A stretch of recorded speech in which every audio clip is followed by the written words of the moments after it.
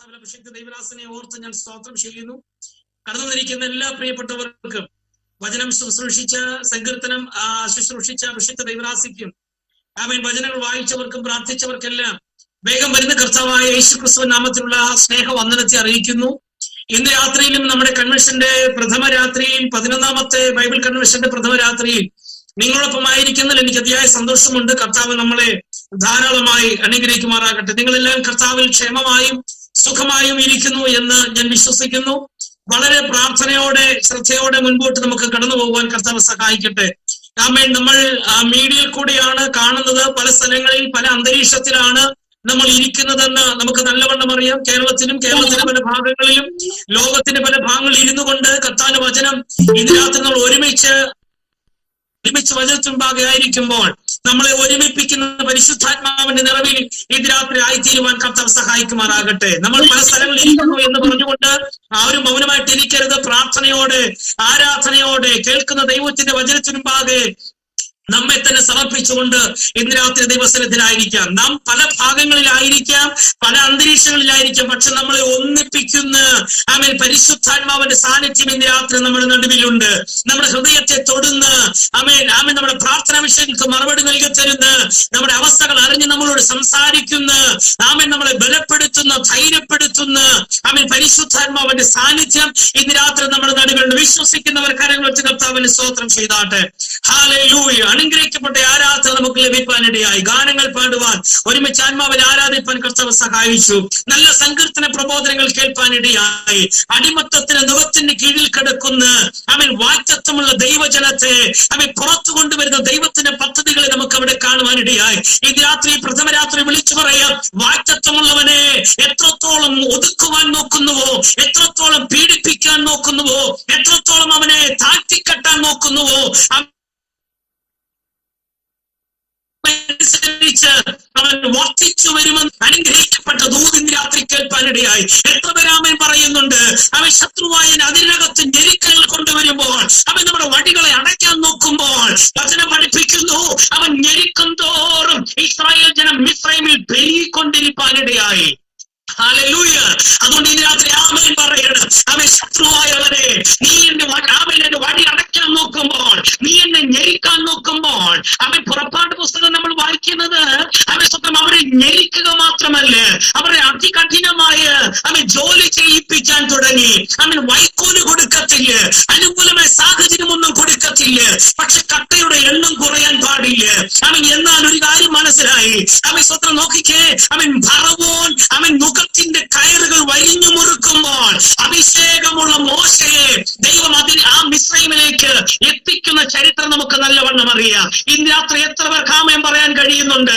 അവൻ ഫറവോൻ തന്റെ ശക്തി തെളിയിക്കുമ്പോൾ അവന്റെ ശക്തിയേക്കാൾ കവിഞ്ഞു വരുന്ന അഭിഷേകമുള്ളവനായി ഇത് മോശ മിസ്രൈമിലേക്ക് നടന്നു കയറി വരികയാണ്. മിസ്രൈമിലെ കൊട്ടാരത്തിനകത്തേക്ക് കയറി ചെന്നിട്ട് മോശ അധികാരത്തോടെ വിളിച്ചു പറയുന്ന ഒരു വാക്ക് നമുക്ക് നല്ലവണ്ണം അറിയാം. എന്റെ ദൈവത്തെ ആരാധിക്കേണ്ടതിന് എന്റെ ജനത്തെ നീ വിട്ടയക്ക്. അവൻ വിട്ടയക്കാഞ്ഞതിന്റെ പരിണിത ഫലങ്ങളൊക്കെ നമുക്ക് നല്ലവണ്ണം അറിയാം. അവൻ മിസ്രൈമിലെ സ്വന്തം മൂർത്തികളിലേക്ക്, ആരാധനാ മൂർത്തികളിലേക്ക് ദൈവത്തിന്റെ സന്ദർശനത്തിന്റെ കാലം വെളിപ്പെടുവാനിടയായി. ഒരു കാര്യം മനസ്സിലാക്കിക്കോ, അഭിഷേകമുള്ളവനെ ഏത് മണ്ണിലാണോ ഒതുക്കാൻ നോക്കിയത്, ഏത് നുഖത്തിൻ കീഴിലാണോ അടിമവേല ചെയ്യിപ്പിച്ചത്, അവരേക്കത്രേ സന്ദർശനത്തിന്റെ കാറ്റുകൾ വീശാൻ തുടങ്ങിയത്. അതുകൊണ്ട് ഇന്ന് രാത്രി കൺവെൻഷന്റെ പ്രഥമ രാത്രി വിളിച്ചു പറയാം, അഭിഷേകമുള്ള ദൈവസഭ ആത്മാവിൽ പ്രാർത്ഥിച്ചോ, നിങ്ങളെ എവിടെ ഞെരിക്കുകയോ, എവിടെ ഒതുക്കാൻ നോക്കിയോ, എവിടെ വിടത്തില്ലെന്ന് പറഞ്ഞ് മുറുകെ പിടിച്ചു വെക്കാൻ നോക്കിയോ, അവിടേക്ക് സന്ദർശനത്തിന്റെ നാളുകൾ കടന്നു വരുന്നുണ്ടെന്ന് മറന്നു പോകരുത്. ഒരു പുസ്തകത്തിൽ ഞാൻ വായിച്ചത്, നൈൽ നദി അവരുടെ സ്വന്തം ആരാധനാമൂർത്തിയായിരുന്നു. പേരിനെ ചില ഗോത്രങ്ങൾ ആരാധിച്ചിരുന്നു, തവളകൾക്ക് അവര് ധൂപം കാട്ടിയിരുന്നു. ഏതൊക്കെ ദൈവങ്ങളിലാണോ അവരെ ബലമുണ്ടെന്ന് പറഞ്ഞത്, എന്നാൽ ആ ദൈവങ്ങളിലൊന്നും ബലമില്ല എന്ന് തെളിയിപ്പിക്കുന്ന നാളുകളാണ് പിന്നീട് അങ്ങോട്ട് കണ്ടത്. ഒറ്റ കാരണമാ, അഭിഷേകമുള്ളവന്റെ മേളിൽ നുഖത്തിന്റെ കയറുകൾ വെച്ച് കെട്ടിയപ്പോൾ, അവനെ പീഡിപ്പിച്ചപ്പോൾ ഫറവോനെ നീ മനസ്സിലായില്ല അവർക്ക് വേണ്ടി സംസാരിക്കുന്ന ഒരു സ്വർഗമുണ്ടെന്ന്, അവരൊരു വാഴ്ത്തത്ത തലമുറയാണെന്ന് ഫറവോൻ മറന്നുപോയി. ഈ രാത്രിയിൽ എന്നെ കണ്ടുകൊണ്ടിരിക്കുന്ന നീ ഒരു അഭിഷേകമുള്ളവനാണെങ്കിൽ, വാഴ്ത്തത്വമുള്ളവനാണെങ്കിൽ, അവൻ ഇന്ന് രാത്രി മനസ്സിലാക്കിക്കോ, നിന്നെ ഞെരുക്കിയ കോട്ടയ്ക്കകത്തേക്ക് സന്ദർശനത്തിന് നാളുകൾ കടന്നു വരും. ന്യായാധിപന്മാരുടെ പുസ്തകം പഠിക്കുമ്പോൾ പെട്ടകം അവരെടുത്തുകൊണ്ടുപോയി. ശമൂവേലിന്റെ പുസ്തകത്തിലാണെന്ന് തോന്നുന്നു. പെട്ടകം അവരെടുത്തുകൊണ്ടുപോയി, ഫെലിസ്ത്യർ എടുത്തുകൊണ്ടുപോയിട്ട് അവരുടെ ക്ഷേത്രത്തിൽ കൊണ്ടുവച്ചു. ദാഗോന്റെ ക്ഷേത്രത്തിൽ കൊണ്ടുവച്ചു, ഇല്ലേ? ദാഗോന്റെ ക്ഷേത്രത്തിൽ കൊണ്ടുവച്ചിട്ട് അവർ വാതിലടച്ചിട്ട് പെട്ടകം ഞങ്ങൾ പിടിച്ചു, ഇസ്രായേലിന്റെ പെട്ടകം അവർ കുടിച്ചു മതിച്ചു നടക്കുമ്പോൾ അന്ന് രാത്രി ആ ക്ഷേത്രത്തിനകത്തൊരു സംഭവം നടന്നു. അവൻ ദാഗോന്റെ ഇരിപ്പിടത്തെ തമ്പുരാൻ ഇളക്കിയെങ്കിൽ ഇന്ന് രാത്രി എത്രവർക്ക് ആമേൻ പറയാൻ കഴിയുന്നുണ്ട്? ഈ കൺവെൻഷന്റെ പ്രഥമ രാത്രി അവൻ ദൈവജനത്തിന് നന്മയെ പിടിച്ചു വെക്കുന്ന, അഭിഷേകമുള്ളവന്റെ നന്മയെ ചൂഷണം ചെയ്യുന്നവന്റെ ഇരിപ്പിടത്തെ ഇളക്കുന്ന ദൈവത്തിന്റെ പദ്ധതിക്കായി സ്തോത്രം. ഒരു പുസ്തകത്തിൽ ഞാൻ വായിച്ചത്, ഫെലിസ്ത്യ ദേശത്ത് ഒരു പശ ഉണ്ടാക്കുന്നുണ്ട് അവര്. അസാധാരണമായി ഒട്ടിക്കുന്ന, വലിയ ബലത്തിൽ ഒട്ടിക്കുന്ന ഒരു പശ അവരുടെ പട്ടണത്തിൽ ഉണ്ടാക്കുന്നുണ്ട്. കല്ലിനെ പോലും ഒട്ടിച്ചു നിർത്താൻ കഴിയുന്ന, സിമന്റ് പോലൊന്നുമല്ല, വലിച്ചിളക്കാൻ കഴിയാതെ.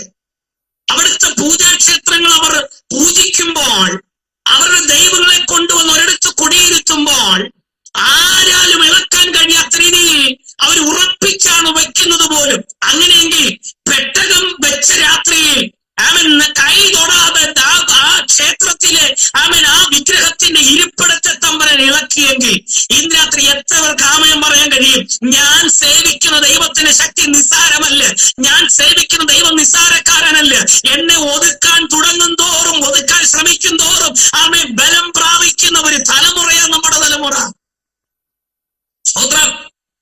അതുകൊണ്ട് ഇന്ന് രാത്രി ധൈര്യത്തോടെ ആമേൻ പറഞ്ഞു, ആരാലും ഒതുക്കാൻ കഴിയുന്നവരല്ല നമ്മൾ. സ്തോത്രം. കാരണം വചനം എഴുതിയിരിക്കുന്നു, ഭീരുത്വത്തിന്റെ ആത്മാവിനെ അല്ല, ശക്തിയുടെയും സ്നേഹത്തിന്റെയും സുബോധത്തിന്റെയും ആത്മാവിനെ അത്രേ അവൻ നമുക്ക് നൽകി തന്നത്. ഇന്ന് രാത്രി നല്ല ഒരു വചന ശുശ്രൂഷ, സങ്കീർത്തന പ്രബോധനം ലഭിച്ചതോർത്ത് ഞാൻ ദൈവത്തിന് സ്തോത്രം ചെയ്ത് കേട്ടപ്പോൾ ഒത്തിരി സന്തോഷം തോന്നി. ഇന്ന് രാത്രി സ്തോത്രം. നമുക്ക് വേണ്ടി സംസാരിക്കാൻ ഒരു സ്വർഗമുണ്ടെന്നും, എനിക്ക് വേണ്ടി സംസാരിക്കാൻ ഒരു അപ്പനുണ്ടെന്നും, എനിക്ക് വേണ്ടി പ്രവർത്തിക്കുന്ന ഒരു ദൈവമുണ്ടെന്നും ഒരിക്കൽ കൂടി അടിവരയിട്ട് ദൈവം ഇന്ന് രാത്രി നമ്മളെ പഠിപ്പിക്കുമ്പോൾ ഇന്ന് രാത്രി ദൈവത്തിന്റെ തലമുറ ഭാരപ്പെടരുത്, കണ്ണ് നിറയരുത്. പ്രാരംഭ രാത്രി ആത്മാവിൽ തുള്ളിച്ചാടിക്കോ, എനിക്ക് വേണ്ടി സംസാരിക്കുന്ന ഒരു സ്വർഗമുണ്ട്. സ്തോത്രം. അനുഗ്രഹിക്കപ്പെടുന്ന നല്ല രാത്രിക്കായി ഞാൻ ദൈവത്തെ സ്തോത്രം ചെയ്യും. ഈ രാത്രിയിലെ അല്പനേരത്തെ ധ്യാനത്തിനായി മത്തായി എഴുതിയ സുവിശേഷം 14-ാം അധ്യായം 27-ാമത്തെ വാക്യം വായിക്കാൻ കർത്താവിൽ ആഗ്രഹിക്കുന്നു. മത്തായി എഴുതിയ സുവിശേഷം 14-ാം അധ്യായം 27-ാമത്തെ വാക്യം. ഉടനെ യേശു അവരോട്, ധൈര്യപ്പെടുവീൻ, ഞാനാകുന്നു, പേടിക്കണ്ട എന്ന് പറഞ്ഞു. ഒരിക്കൽ കൂടെ വായിക്കുന്നു. മത്തായി എഴുതിയ സുവിശേഷം 14-ാം അധ്യായം 27-ാമത്തെ വാക്യം. ഉടനെ യേശു അവരോട്, ധൈര്യപ്പെടുവീൻ, ഞാനാകുന്നു, പേടിക്കണ്ട. ഈ കൺവെൻഷന്റെ പ്രഥമ രാത്രി എന്നെ കണ്ടുകൊണ്ടും കേട്ടുകൊണ്ടും ഇരിക്കുന്ന ദൈവജനത്തോട് പരിശുദ്ധാത്മാവ് നിറവിൽ ദൂത് വിളിച്ചു പറയാൻ, ഇന്ന് രാത്രി അവൻ നമുക്ക് വേണ്ടി 3 വാക്ക് സംസാരിക്കുന്നവനാ. 3 വാക്ക്. അവൻ ഒരു വാക്ക് സംസാരിച്ചാൽ മതി, രോഗികൾ സൗഖ്യമാകുമെന്ന് പറഞ്ഞ ചരിത്രമൊക്കെ നമുക്ക് നല്ലവണ്ണം അറിയാം. എന്നാൽ കർത്താവ് അവിടെ 3 കാര്യങ്ങൾ പറയുന്നുണ്ട്. 1, ധൈര്യപ്പെടുവീൻ. 2, ഞാനാവുന്നു. 3, പേടിക്കണ്ട. ഈ കൺവെൻഷനിൽ പങ്കെടുത്തുകൊണ്ടിരിക്കുന്ന ദൈവജനത്തോട് എനിക്ക് കൈമാറുവാൻ ഈ ദൂരേ ഉള്ളൂ. നിങ്ങൾ ധൈര്യപ്പെടുവീൻ. 2, കർത്താവ് നിങ്ങളോട് കൂടെയുണ്ട്. 3, പേടിക്കണ്ട. ഈ 3 വിഷയങ്ങൾ നമുക്ക് സംസാരിക്കാൻ ഒത്തിരി സമയം വേണ്ടി വരും. എന്നാൽ എനിക്ക് നൽകപ്പെട്ട സമയത്തിനുള്ളിൽ നിന്നുകൊണ്ട് തന്നെ ചുരുക്കം ചില കാര്യങ്ങൾ നിങ്ങളുമായി ഷെയർ ചെയ്യുവാൻ കർത്താവിൽ ആഗ്രഹിക്കുക. വളരെ പ്രാർത്ഥനയോടെ ദൈവസന്നിധിയിൽ ഇരിക്കണം. പരിചയമുള്ള മുഖമാണ് നമ്മുടേത്. ഈ ശബ്ദമൊക്കെ നിങ്ങൾക്ക് എല്ലാ ആഴ്ചയിലും കേൾക്കാൻ കഴിയുന്നുണ്ട്. ഈ മീറ്റിംഗിൽ ഒത്തിരി പേര് പങ്കെടുക്കുന്നുണ്ട്. ഒരു കൺവെൻഷനിൽ പങ്കെടുത്ത്, ഒരു മീറ്റിംഗിൽ പങ്കെടുത്ത് ഒരു പ്രസംഗം കേട്ടു, ആവശ്യത്തിന് 2 കൈയടിച്ചു, സ്വത്രം പറഞ്ഞ് അങ്ങ് എഴുന്നേറ്റ് പോകുന്നുള്ളതല്ലേ.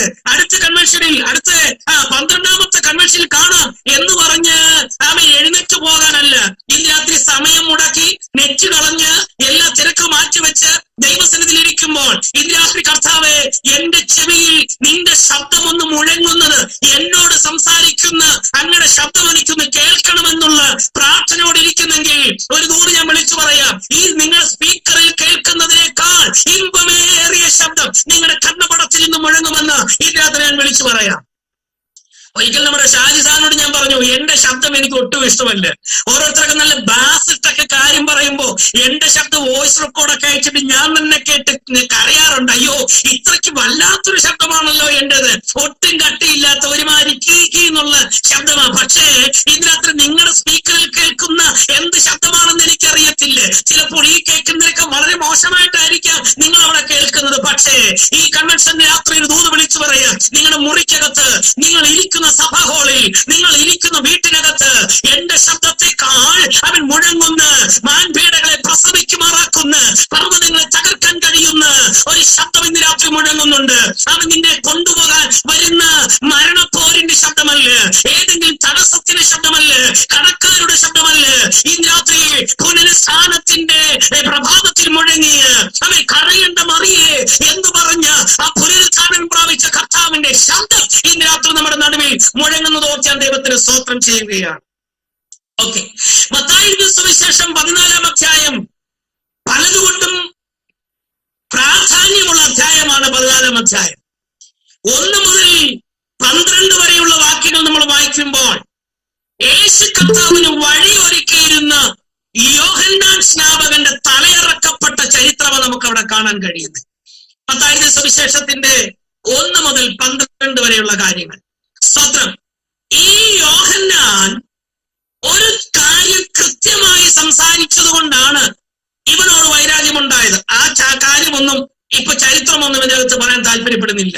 ഒരു കാര്യം പറയാം, ദൈവ പൈതൽ സത്യം പറയാൻ തുടങ്ങുമ്പോൾ, ദൈവ പൈതൽ സത്യമായി വിളിച്ചു പറയുമ്പോൾ പലരും നമ്മുടെ നേരെ, കഴുത്തിന് നേരെ വാളോങ്ങുമെന്ന് വചനം നമുക്ക് ഉറപ്പ് തരികയാണ്. സ്വത്രം. ആരെങ്കിലും സ്തുതി പറഞ്ഞുകൊണ്ടോ, ആരെങ്കിലും പുകഴ്ച പറഞ്ഞുകൊണ്ടോ, ഏതെങ്കിലും പ്രസ്ഥാനത്തെ ഉയർത്തിക്കാണിച്ചുകൊണ്ടോ, ആരെങ്കിലും ഉയർത്തിക്കാണിച്ചാൽ ചിലപ്പോൾ നമുക്ക് അടുത്ത മീറ്റിംഗ് കിട്ടിയേക്കാം. ചിലപ്പോൾ മീറ്റിംഗ് കഴിയുമ്പോൾ 1000-ഓ 2000-ഓ ഗൂഗിൾ പേ കിട്ടിയേക്കാം, അല്ലെങ്കിൽ പല നന്മകൾ കിട്ടിയേക്കാം. പക്ഷേ സത്യം വിളിച്ചു പറയുമ്പോൾ യോഹന്നാന്റെ ചരിത്രം പറയുന്നത്, സത്യം വിളിച്ചു പറയുന്നവന്റെ നേരെ വാളോങ്ങുന്ന കാലമായത്. സ്വത്രം. അതുകൊണ്ട് ആ സങ്കീർത്തനത്തിൽ നമ്മൾ വായിക്കുന്നത്, പലയിടത്തും വായിക്കുന്നത്, ഹൃദയം കൊണ്ട് കപടം സംസാരിക്കുന്ന ആൾക്കാർ, സ്വന്തം കൂട്ടുകാരനോട് കള്ളം പറയുന്നവർ, അല്ലെ? സ്വത്രം. നമ്മൾ നോക്കിക്കേ, എങ്ങോട്ട് പോവാ? കൊട്ടാരക്കര നിൽക്കുന്ന ഒരുത്തനോട് എങ്ങോട്ട് പോവാ? അവൻ തിരുവനന്തപുരത്തേക്ക് വരാൻ നിൽക്കുകയായിരിക്കും. പക്ഷേ ചോദിക്കുന്നവരോട് പറയുന്നത്, ഞാൻ കോട്ടയത്തിന് പോവാണെന്ന. കള്ളം പറയുന്നവൻ, ഹൃദയം തുറന്ന് സത്യം പറയാതെ കള്ളം പറയുന്നവരുണ്ട്. സ്വത്രം. എന്നാൽ ഈ 14-ാം അധ്യായത്തിന്റെ പ്രാരംഭ ഭാഗം നമുക്ക് നല്ലവണ്ണം അറിയാം. യോഹന്നാൻ സ്നാപകന്റെ തലയിറക്കപ്പെട്ട കാര്യമാണ്. കാരണം എന്താ? അവൻ മാനസാന്തരത്തിന് ദൂത് പ്രസംഗിച്ചവന്, അവൻ പലരെയും ചോദ്യം ചെയ്തവനാണവൻ. എന്നാൽ അവന്റെ തലയിറക്കപ്പെട്ട ചരിത്രം നമുക്ക് അതിന്റെ പ്രാരംഭ ഭാഗം കാണാൻ കഴിയുന്നുണ്ട്. എന്നാൽ സ്വതന്ത്രം, യോഹന്നാന്റെ തലയിറക്കപ്പെട്ടു എന്ന് യേശു കർത്താവ് അറിഞ്ഞപ്പോൾ അതിന്റെ 13-ാമത്തെ വാക്യം, അത് കേട്ടിട്ട് യേശു അവിടെ വിട്ട് പടകിൽ കയറി നിർജ്ജനമായ ഒരു സ്ഥലത്തേക്ക് വാങ്ങിപ്പോയി. ശ്രദ്ധിച്ചു കേൾക്കണേ. സ്വന്തം. യോഹന്നാന്റെ തലയറുത്തു കൊല്ലപ്പെട്ടു എന്നുള്ള വാർത്ത യേശു അറിഞ്ഞു. യേശു അറിഞ്ഞിട്ട് അവൻ എന്തെങ്കിലും എഴുതിയിരിക്കുന്നത്, അവൻ പടക് കയറി നിർജ്ജനമായ ഒരു സ്ഥലത്തേക്ക് യാത്രയായി. ഒരു ദൂതിന്റെ രാത്രി, കൺവെൻഷന് പ്രഥമ രാത്രി വിളിച്ചു പറയാം, ദൈവത്തിന്റെ ആത്മാവ് നമ്മളെ എവിടേക്കാണോ കൊണ്ടുപോകുന്നത് ആ സ്ഥലം നിർജ്ജനമാണെങ്കിലും അവിടെ അത്ഭുതം പ്രവർത്തിക്കാൻ ദൈവത്തിന് കഴിയും. ഒരിക്കൽ എന്റെ സഭയിൽ ശുശ്രൂഷിക്ക് വന്ന, ഒരു ഉപവാസ പ്രാർത്ഥനയ്ക്ക് ശുശ്രൂഷിക്കാൻ വന്ന ഒരു ദൈവദാസൻ പറഞ്ഞ വാക്ക് ഏകദേശം 8-9 വർഷങ്ങൾക്ക് മുൻപ് നടന്ന ഒരു പ്രസംഗത്തിൽ അദ്ദേഹം പറഞ്ഞ വാക്കാ. പക്ഷെ ഇന്നും ആ വാക്ക് ഞാൻ മറന്നിട്ടില്ല. എന്നറിയാമോ? ദൈവാലോചനയോടെ ഒരുവൻ ആൻഡമാൻ ദ്വീപിൽ ചെന്നാൽ അവൻ അവിടെ അമേരിക്കയിൽ നിന്ന് കിട്ടുന്ന നന്മ കൊണ്ട് ദൈവം അവനെ അനുഗ്രഹിക്കും. ദൈവാലോചനയില്ലാതെ ഒരുവൻ അമേരിക്കയിൽ ചെന്നാൽ ചിലപ്പോൾ ആൻഡമാനിൽ കിട്ടുന്ന നന്മ പോലും അവിടെ നിനക്ക് കിട്ടുകയില്ല. ഒന്ന് മനസ്സിലായോ? അദ്ദേഹം പറഞ്ഞ വാക്കെന്നെ വല്ലാതെ ചിന്തിപ്പിച്ചു. ദൈവാലോചനയോടുകൂടി ആൻഡമാൻ എന്ന് പറഞ്ഞ ചെറിയ ദ്വീപിലേക്കാണ് ദൈവം നിന്നെ അയക്കുന്നതെങ്കിൽ, ഒരുത്തൻ അമേരിക്കയിൽ പോയിട്ട് വരുമ്പോൾ 5, 6, 7 പെട്ടി കൊണ്ടുവരുന്നത് പോലെ, നന്മ കൊണ്ടുവരുന്ന പോലെ ദൈവത്തിന് വാഗ്ദത്ത പ്രകാരമാണ് നീ അവിടെ ചെന്നതെങ്കിൽ ആ പട്ടണത്തിൽ ദൈവം നിന്നെ പോറ്റാൻ വിശ്വസന. കാരണം മെലിത്ത ദ്വീപിൽ നിന്ന്, അപ്പോസ്തലപ്രവൃത്തികൾ വായിക്കുമ്പോൾ അറിയാം, മെലിത്ത ദ്വീപിൽ നിന്ന് അവർക്ക് വേണ്ടുന്നതൊക്കെ കപ്പലിൽ കയറ്റി കൊടുക്കാൻ ദൈവത്തിന് അവിടെ കഴിയുമെങ്കിൽ, ഈ 2024 ഈ രാത്രി എന്നെ കണ്ടുകൊണ്ടിരിക്കുന്ന ദൈവജനത്തോട് ഇന്ന് രാത്രി വിളിച്ചു പറയാം, നിങ്ങൾ ഇരിക്കുന്ന സ്ഥലം ഏതാണെന്നുള്ളതല്ല വിഷയം. അവിടെ ദൈവത്തിന് മുമ്പിൽ മുട്ടുമടക്കുകയോ അവിടെ തന്നെ ദൈവത്തിന് പ്രവൃത്തി വെളിപ്പെടും. സ്വതന്ത്രം. ചിലപ്പോൾ നമ്മൾ പാർക്കുന്ന സ്ഥലം നിർജ്ജനമായിരിക്കും. ചിലപ്പോൾ ദൈവം നമ്മളെ അവിടെ കൊണ്ടുപോകുന്നത് ആരുമില്ലാത്ത സ്ഥലമായിരിക്കും. അപ്പോസ്തലപ്രവൃത്തികൾ നമ്മൾ വായിക്കുമ്പോൾ ഫിലിപ്പോസിനെ ദൈവം ആത്മാവിൽ എടുത്തുകൊണ്ട് പോയി. ഒരിടത്തോട്ട് പറഞ്ഞു, നീ ഗസയ്ക്ക് പോകുന്ന നിർജ്ജന സ്ഥലത്തേക്ക് പോകണം. മീറ്റിംഗ് ഒന്നും ഇല്ലാതെ പരിക്കകത്തിരുന്ന് അപ്പോസ്തലനെ കർത്താവ് പറഞ്ഞു വിട്ടതല്ല. അവൻ ജനത്തിനിടയിൽ അത്ഭുതം പ്രവർത്തിച്ചുകൊണ്ട് നിൽക്കുമ്പോൾ, രോഗികളെ സൗഖ്യമാക്കിക്കൊണ്ടിരിക്കുമ്പോൾ കർത്താവ് പറഞ്ഞു, നീ എഴുന്നേറ്റ് സ്വത്രം അവൻ നിർജ്ജന സ്ഥലത്തേക്ക് പോകണം. നമുക്കൊരിക്കലും ഇഷ്ടപ്പെടത്തില്ല അല്ലേ? പ്രത്യേകിച്ച് ശുശ്രൂഷകന്മാരെ സംബന്ധിച്ച് ആരും കുറ്റം പറയുകയല്ല. ഞാനും ഒരു സഭാ ശുശ്രൂഷകനാണ്. ശുശ്രൂഷകന്മാരെ സംബന്ധിച്ച് അവർക്ക് ഏറ്റവും കൂടുതൽ വെല്ലുവിളി നേരിടുന്ന സമയം എന്ന് പറയുന്നത് ഏപ്രിൽ, മെയ് മാസമാ. സഭകളിൽ സ്ഥലം മാറ്റത്തിന്റെ സമയമാ. ലിസ്റ്റ് വീഴുമ്പോ ആദ്യം നോക്കും ആ സഭയിൽ എത്ര കുടുംബമുണ്ട്, അവിടെ പോയാൽ എന്ത് കിട്ടും എന്നിങ്ങനെ ചിന്തിക്കുന്നവരുണ്ട്. ഈ കഴിഞ്ഞ ദിവസം ഒരു ദൈവദാസൻ ഇങ്ങനെ പറയുന്നത് കേട്ടു, ലിസ്റ്റ് വീണപ്പോഴേ ഞാൻ എന്റെ ദൂതനെ ദേശമുറ്റുനാക്കാൻ അയക്കുന്നത് പോലെ അയച്ചു. അവിടെ എത്ര കുടുംബമുണ്ട്, അവിടെ എത്ര ദശാംശം കിട്ടും എന്നൊക്കെ ഞാൻ അന്വേഷിച്ചു പാസ്റ്ററെ. പക്ഷേ ആമേൻ, ആ പാസ്റ്റർക്ക് കിട്ടിയതിന്റെ 10-1 പോലും എനിക്കിപ്പോ അവിടെ കിട്ടുന്നില്ല. അപ്പോ ഇന്ന് രാത്രി പ്രിയമുള്ളവരെ, ദൈവം ഒരിടത്ത് നിന്നെ ആക്കി വെക്കുന്നതിന്റെ പിന്നിൽ ഒരു മർമ്മമുണ്ടെന്ന് മറന്നു പോകരുത്. ഒരു രാജ്യത്ത്, ഒരു ദേശത്ത് ദൈവം നിന്നെ ആക്കി വെക്കുന്നതിന്റെ പിന്നിൽ നമ്മുടെ നഗ്നനേത്രങ്ങൾ കൊണ്ട് കാണാൻ കഴിയാത്ത ഒരു ദൈവിക മർമ്മം അതിനകത്ത് മറഞ്ഞു കിടപ്പുണ്ട്. സ്വത്രം. ഇതിനകത്ത് അത് തിരിച്ചറിയണം. പത്രോസേ, നിന്നെ കാരാഗ്രഹത്തിൽ അടച്ചിട്ടത് എന്തിനു വേണ്ടിയാ? അവൻ നിന്റെ കൈമേൽ ചങ്ങല വെച്ച് കെട്ടി കാരാഗ്രഹത്തിൽ കൊണ്ടുവന്ന് അടച്ചതിന്റെ പിന്നിൽ ദൈവത്തിനൊരു പദ്ധതി ഉണ്ടായിരുന്നു അതിനകത്ത്.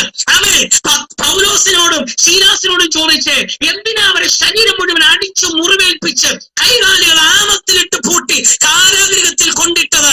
അതിനകത്ത് ദൈവത്തിന്റെ പദ്ധതി ഉണ്ടായിരുന്നു എന്ന് മനസ്സിലാക്കിക്കൊണ്ടിരിക്കുന്നുവെങ്കിൽ ഈ രാത്രി മനസ്സിലാക്കിക്കോ, നിങ്ങൾ പാർക്കുന്ന ദേശത്ത്, നിങ്ങൾ പാർക്കുന്ന സഭയിൽ, നിങ്ങൾ ശുശ്രൂഷിക്കുന്ന സഭയിൽ, നിങ്ങൾ നിൽക്കുന്ന രാജ്യത്ത് ഇന്ന് രാത്രിയിലും ദൈവം നിങ്ങളെ നിർത്തിയിരിക്കുന്നതിന് പിന്നിൽ ദൈവത്തിനൊരു പദ്ധതിയുണ്ട്. അതിന് രാത്രി നാം തിരിച്ചറിഞ്ഞാമേ പറയണം. സ്തോത്രം. യേശു കർത്താവ്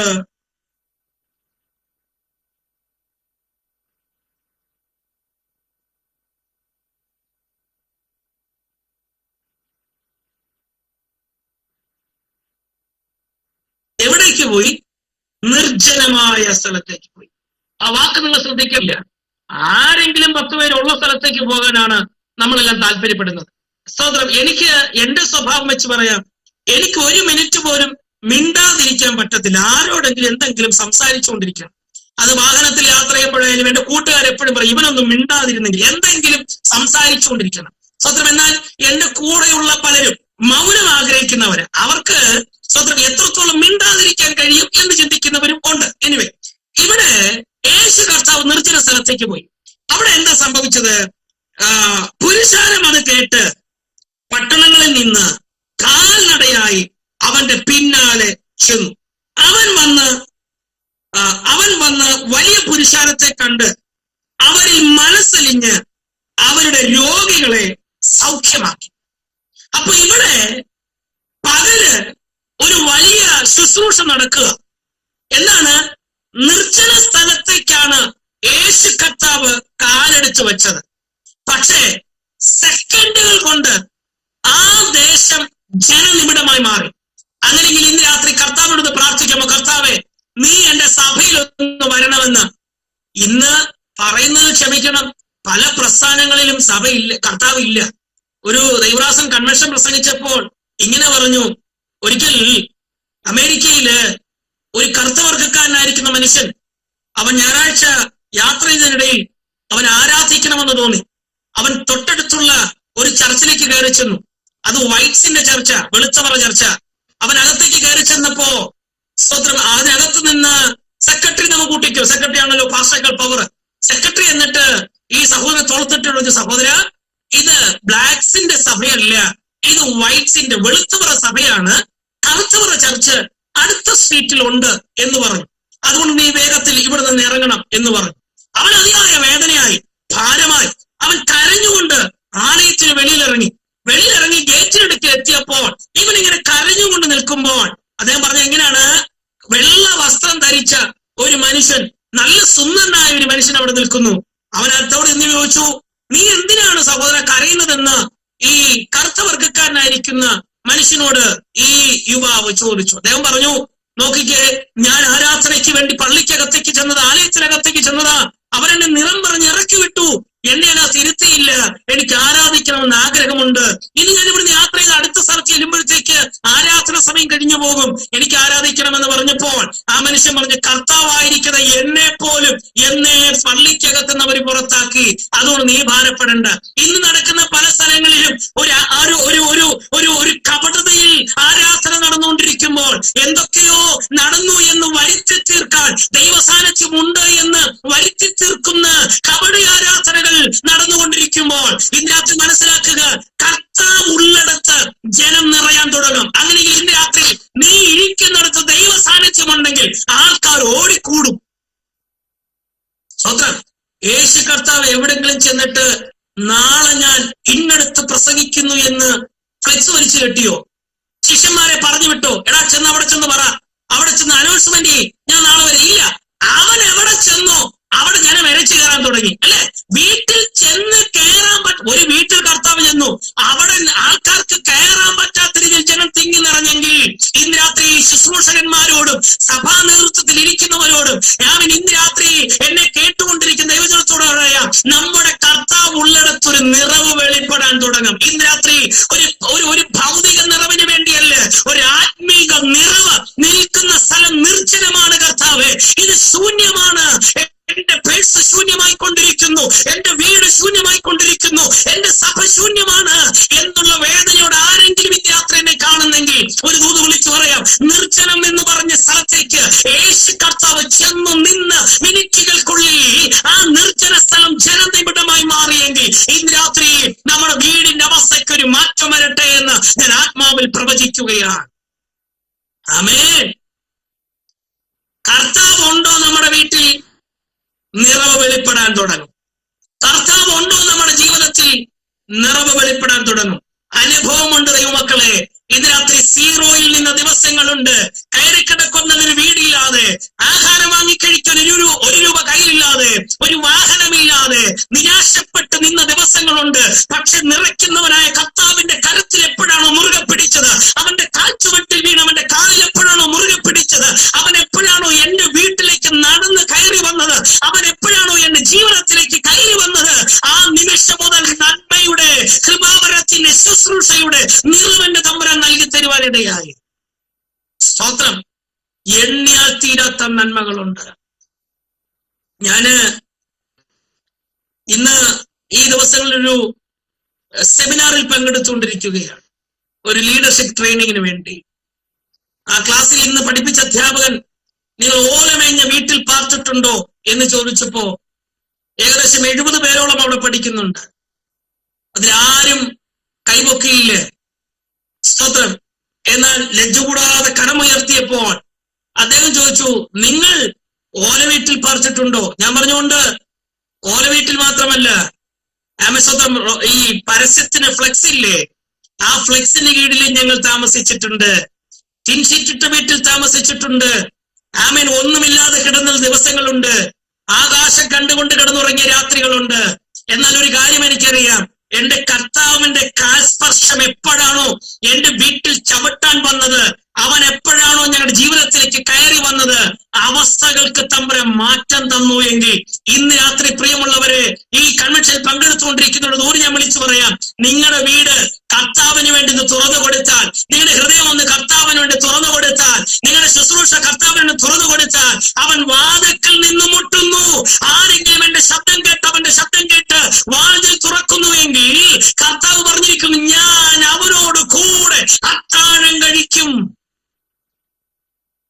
ഇന്ന് രാത്രി ഞാൻ നിങ്ങളുടെ വീട്ടിൽ വന്നാലോ ഒരു ചായയോ കാപ്പിയോ തന്ന് നിങ്ങൾ എന്നെ പറഞ്ഞു വിടും അല്ലേ?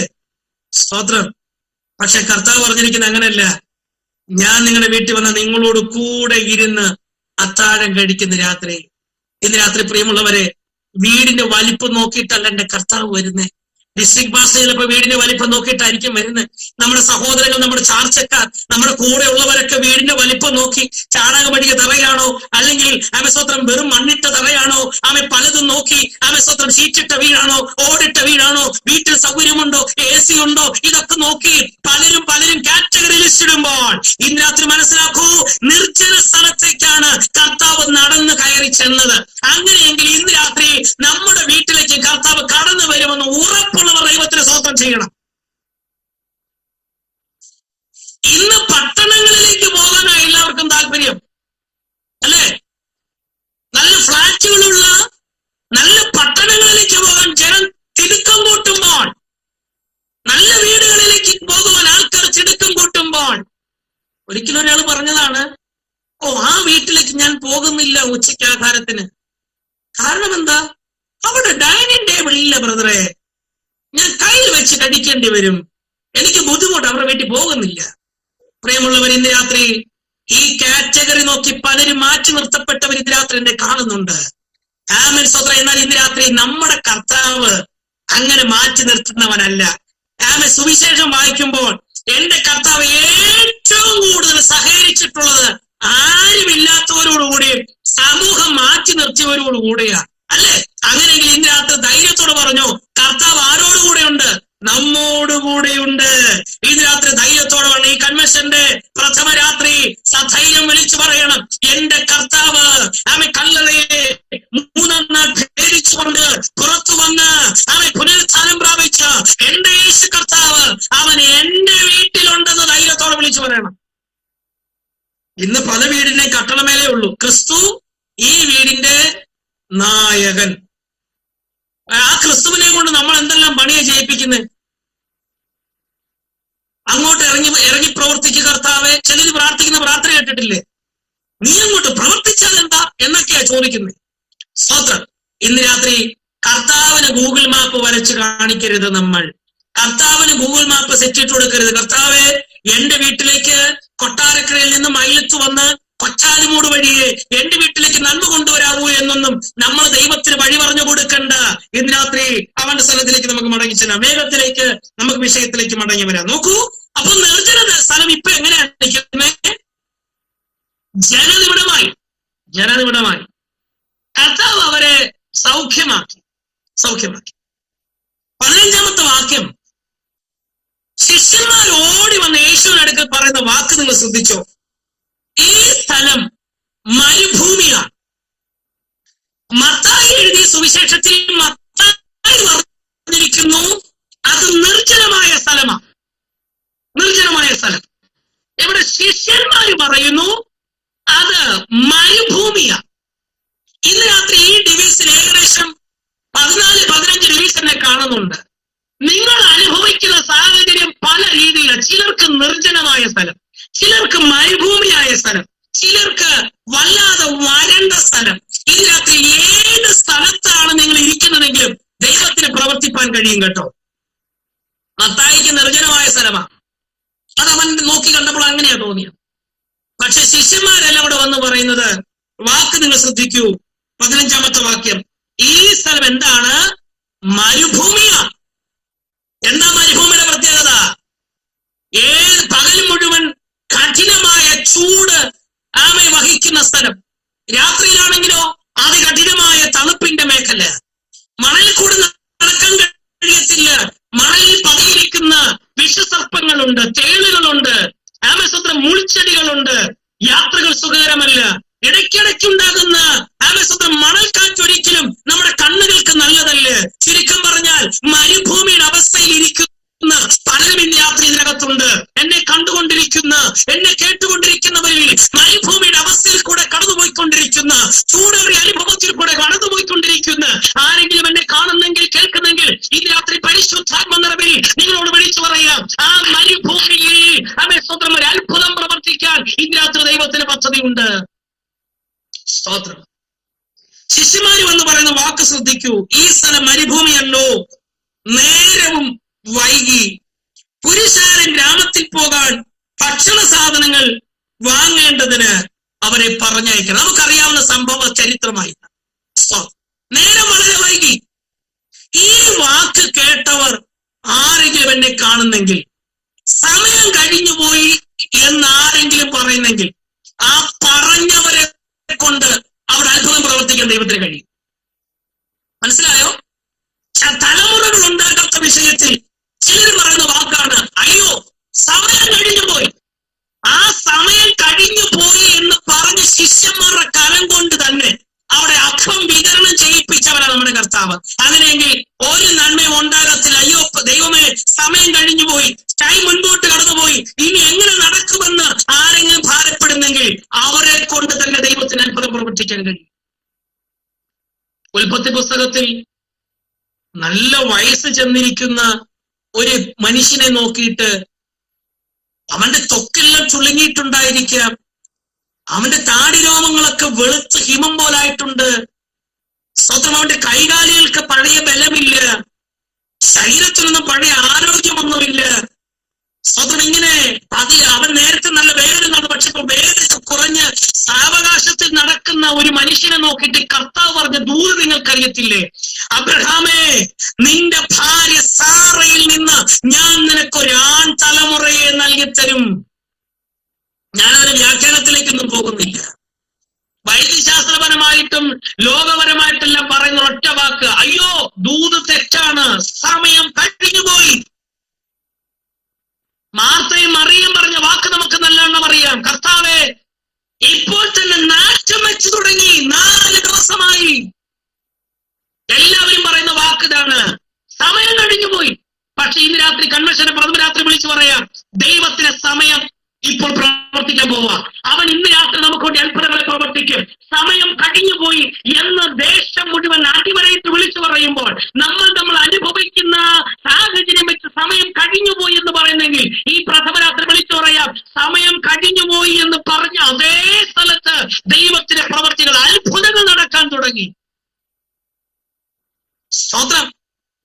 ഇന്ന് ലോകത്തിലെ ഒരു ഭക്ഷ്യവകുപ്പ് മന്ത്രിക്കും ചെയ്യാൻ കഴിയാത്ത ഒരു മിറക്കിൾ എന്റെ കർത്താവിന് ആ നിർജ്ജന പ്രദേശത്ത് സമയം കഴിഞ്ഞുപോയി എന്ന സ്ഥലത്ത് ചെയ്യാൻ കഴിയുമെങ്കിൽ നമ്മുടെ ശരീരത്തെ നോക്കിയിട്ട്, നമ്മുടെ വാക്തത്വങ്ങളെ നോക്കിയിട്ട് ധൈര്യത്തോടെ വിളിച്ചു പറ, ഇന്ന് ഞാൻ കാണുന്നതല്ല വിശ്വസിക്കുന്നത്, ഇന്ന് രാത്രി ഞാൻ ആരെങ്കിലും പറയുന്നതല്ല വിശ്വസിക്കുന്നത്, എന്നോട് പറഞ്ഞ ഒരു ശബ്ദമുണ്ട്, വിശ്വസിക്കുക മാത്രം ചെയ്താൽ മതി, നിനക്ക് ദൈവത്തിന് മഹത്വം കാണാം. ഈ പ്രഥമ രാത്രി വിശ്വസിക്കാൻ പറ്റുന്നുണ്ടോ?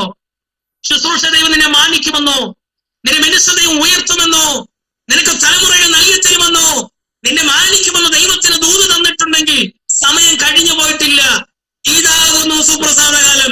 ഇന്ന് രാത്രിയാണ് നമ്മുടെ രാത്രി എന്ന് മറന്നു പോകരുത്. സമയം പറയാൻ പറ്റുമോ? ഈ വെള്ളിയാഴ്ച രാത്രി എന്റെ രാത്രിയാണെന്ന് എത്ര പേർക്ക് ധൈര്യമായിട്ട് പറയാൻ കഴിയും? എന്റെ അത്ഭുതത്തിന്റെ രാത്രിയാ, എനിക്ക് വേണ്ടി വഴി തുറക്കുന്ന രാത്രിയാ, വർദ്ധിപ്പിക്കുന്ന രാത്രിയാ. ഈ നിർജ്ജന പ്രദേശത്ത് ഉള്ളതിനെ, കയ്യിലുള്ളതിനെ വർദ്ധിപ്പിക്കുന്ന രാത്രിയാണെന്ന് എത്ര പേർക്ക് ആമേൻ പറയാൻ കഴിയും? നേരം വൈകി ഇവരെ വേഗത്തിൽ പറഞ്ഞു പ്പോൾ ശിഷ്യന്മാര് മുഖത്തോട് മുഖം നോക്കി അപ്പം വാങ്ങുന്നതിന്റെ റേറ്റ് അന്വേഷിക്കുമ്പോൾ, വില അന്വേഷിക്കുമ്പോൾ, കയ്യിലുള്ള ഇല്ലായ്മ പറയുമ്പോൾ കർത്താവ് പറയുന്നത് ജനത്തോട് ഇരിക്കാൻ പറഞ്ഞു. സ്തോത്രം. എന്താ അത്ഭുതമാണ് അവിടെ നടക്കുന്നത് അല്ലേ? നമുക്ക് വിശ്വസിക്കാൻ പറ്റത്തില്ല. ഒരു വലിയ പ്രാർത്ഥന നമ്മൾ നടത്തി. ഉദാഹരണത്തിന് നമ്മുടെ ഷാജി പാസ്റ്റർ ഈ ഗൂഗിൾ മീറ്റ് ഒക്കെ അവസാനിപ്പിച്ചൊരു വലിയ കൺവെൻഷൻ നടത്തി. നമ്മളെല്ലാം അവിടെ ഉണ്ട്. അദ്ദേഹം ഒരു 100 പേരെ പ്രതീക്ഷിച്ചു. അവർക്ക് വേണ്ടുന്ന കാര്യങ്ങളൊക്കെ അവിടെ ക്രമീകരിച്ചു. എന്നാൽ പ്രതീക്ഷ തെറ്റിച്ച് 400 പേര് ആ മീറ്റിങ്ങിൽ പങ്കെടുത്തു എന്ന് കൂട്ടുക. 100 പേർക്കുള്ള ആഹാരമേ ഇവിടെ ഉള്ളൂ. അനൗൺസ്മെന്റ് വന്നു, ആ മീറ്റിംഗ് കഴിഞ്ഞ് ആരും പോകരുത്, നിങ്ങൾക്ക് ആഹാരമുണ്ടെന്ന് പറഞ്ഞു. പിന്നെ ആരെങ്കിലും പോവോ? കൺവെൻഷൻ ഇടയ്ക്ക് പോലും ആരും എഴുതിട്ട് പോവുകയല്ല, ഇരുന്നു. സ്തോത്രം. ആ മനുഷ്യന്റെ ചങ്ക് കത്തുന്ന പുള്ളിക്കാരൻ ക്യാമറ മുമ്പിൽ ചിരിക്കുന്നുണ്ടെങ്കിലും ആകം പോയാൻ തുടങ്ങി. കർത്താവേ, ഞാൻ 100 പേർക്കുള്ള ബിരിയാണി ഓർഡർ ചെയ്തിട്ടുള്ളൂ, ഇപ്പൊ ഓഡിറ്റോറിയത്തിനകത്ത് 400 പേര് വന്നിട്ടുണ്ട്. തികഞ്ഞില്ലെങ്കിൽ ഇവന്മാരെന്നെ തിരുവനന്തപുരത്ത് തന്നെ വെച്ചേക്കത്തില്ല, ഞാൻ നാട് വിടേണ്ടി വരും. ഇവന്മാര് ആകെ വിഷയം ഉണ്ടാക്കും. നമുക്ക് നല്ലോണം അറിയാം നമ്മുടെ ആൾക്കാരെ. കല്യാണത്തിന് ഊണ് തികയാതെ വന്നാൽ നമ്മൾ വിളിച്ചിട്ട് എന്നതാണെന്നോ എന്റെ കുഞ്ഞിന്റെ കല്യാണമെന്നോ നോക്കാതെ അടി ഉണ്ടാക്കുന്ന മിടുക്കന്മാരുള്ള നാടാണ് നമ്മുടെ നാട്. സ്തോത്രം. ഒരു മാസയോഗത്തിന് ചിക്കൻ കറി വിളമ്പിയപ്പോ അറിയാതെ കഴുത്ത് കിട്ടി ഒരാൾക്ക്, കഴുത്ത് അതിന് അടി ഉണ്ടാക്കിയവർ നമ്മുടെ നാട്ടിലുള്ള സ്ഥലമൊന്നും ഞാൻ പറയത്തില്ല, ഭയങ്കര അടിയായിരുന്നു. ഓക്കെ, അപ്പൊ ഈ ഷാജി പാസ്റ്റർ മനസ്സിൽ ഓർത്ത് നോക്കിക്കേ, ഇടയ്ക്കിടയ്ക്ക് അനൗൺസ്മെന്റ് ചെയ്യുന്ന അധ്യക്ഷൻ പറഞ്ഞുകൊണ്ട് ആരും പോകരുത്, നിങ്ങൾക്ക് ആഹാരമുണ്ട്. ഷാജി പാസ്റ്റർ ഓരോ അനൗൺസ്മെന്റ് കേൾക്കുമ്പോഴും ചങ്ക് കത്തുക. സ്തോത്രം. ആ അവസ്ഥയായിപ്പോ ശിഷ്യന്മാർക്ക് എന്തു ചെയ്യണമെന്ന് അറിയത്തില്ല. കർത്താവ് പറഞ്ഞ വാക്ക് നിങ്ങൾ ശ്രദ്ധിച്ചോ, അവരോട് പന്തിയായിട്ട് ഇരിക്കാൻ പറഞ്ഞു. അതിന്റെ 16ാമത്തെ വാക്യം, യേശു അവരോട്, ആരോട്?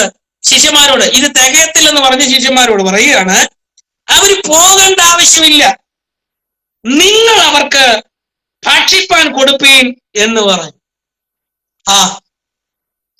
എന്റെ കർത്താവേ, നമ്മളാണെ പറഞ്ഞു, എന്റെ പൊന്നു കർത്താവ്, നീ ഇങ്ങനെ എന്നോട് സംസാരിക്കരുത്, എന്റെ അവസ്ഥ മുഴുവൻ നീ അറിയുന്നല്ലോ. ഞാനൊരു കാര്യം ചോദിക്കട്ടെ, നിങ്ങളുടെ പോക്കറ്റിൽ ഒരു 1000 രൂപ ഉണ്ടെന്ന് കൂട്ടുക, നിങ്ങളുടെ കയ്യിൽ ആകെ അതേ ഉള്ളൂ. നിങ്ങൾ 1000 രൂപ വെച്ചുകൊണ്ട് 10,000ത്തിന് ബഡ്ജറ്റ് ഇട്ടുകൊണ്ടിരിക്കുമ്പോൾ ഒരു ദൈവദാസൻ നിങ്ങളുടെ വീട്ടിലേക്ക് പെട്ടെന്ന് കയറി വന്നു.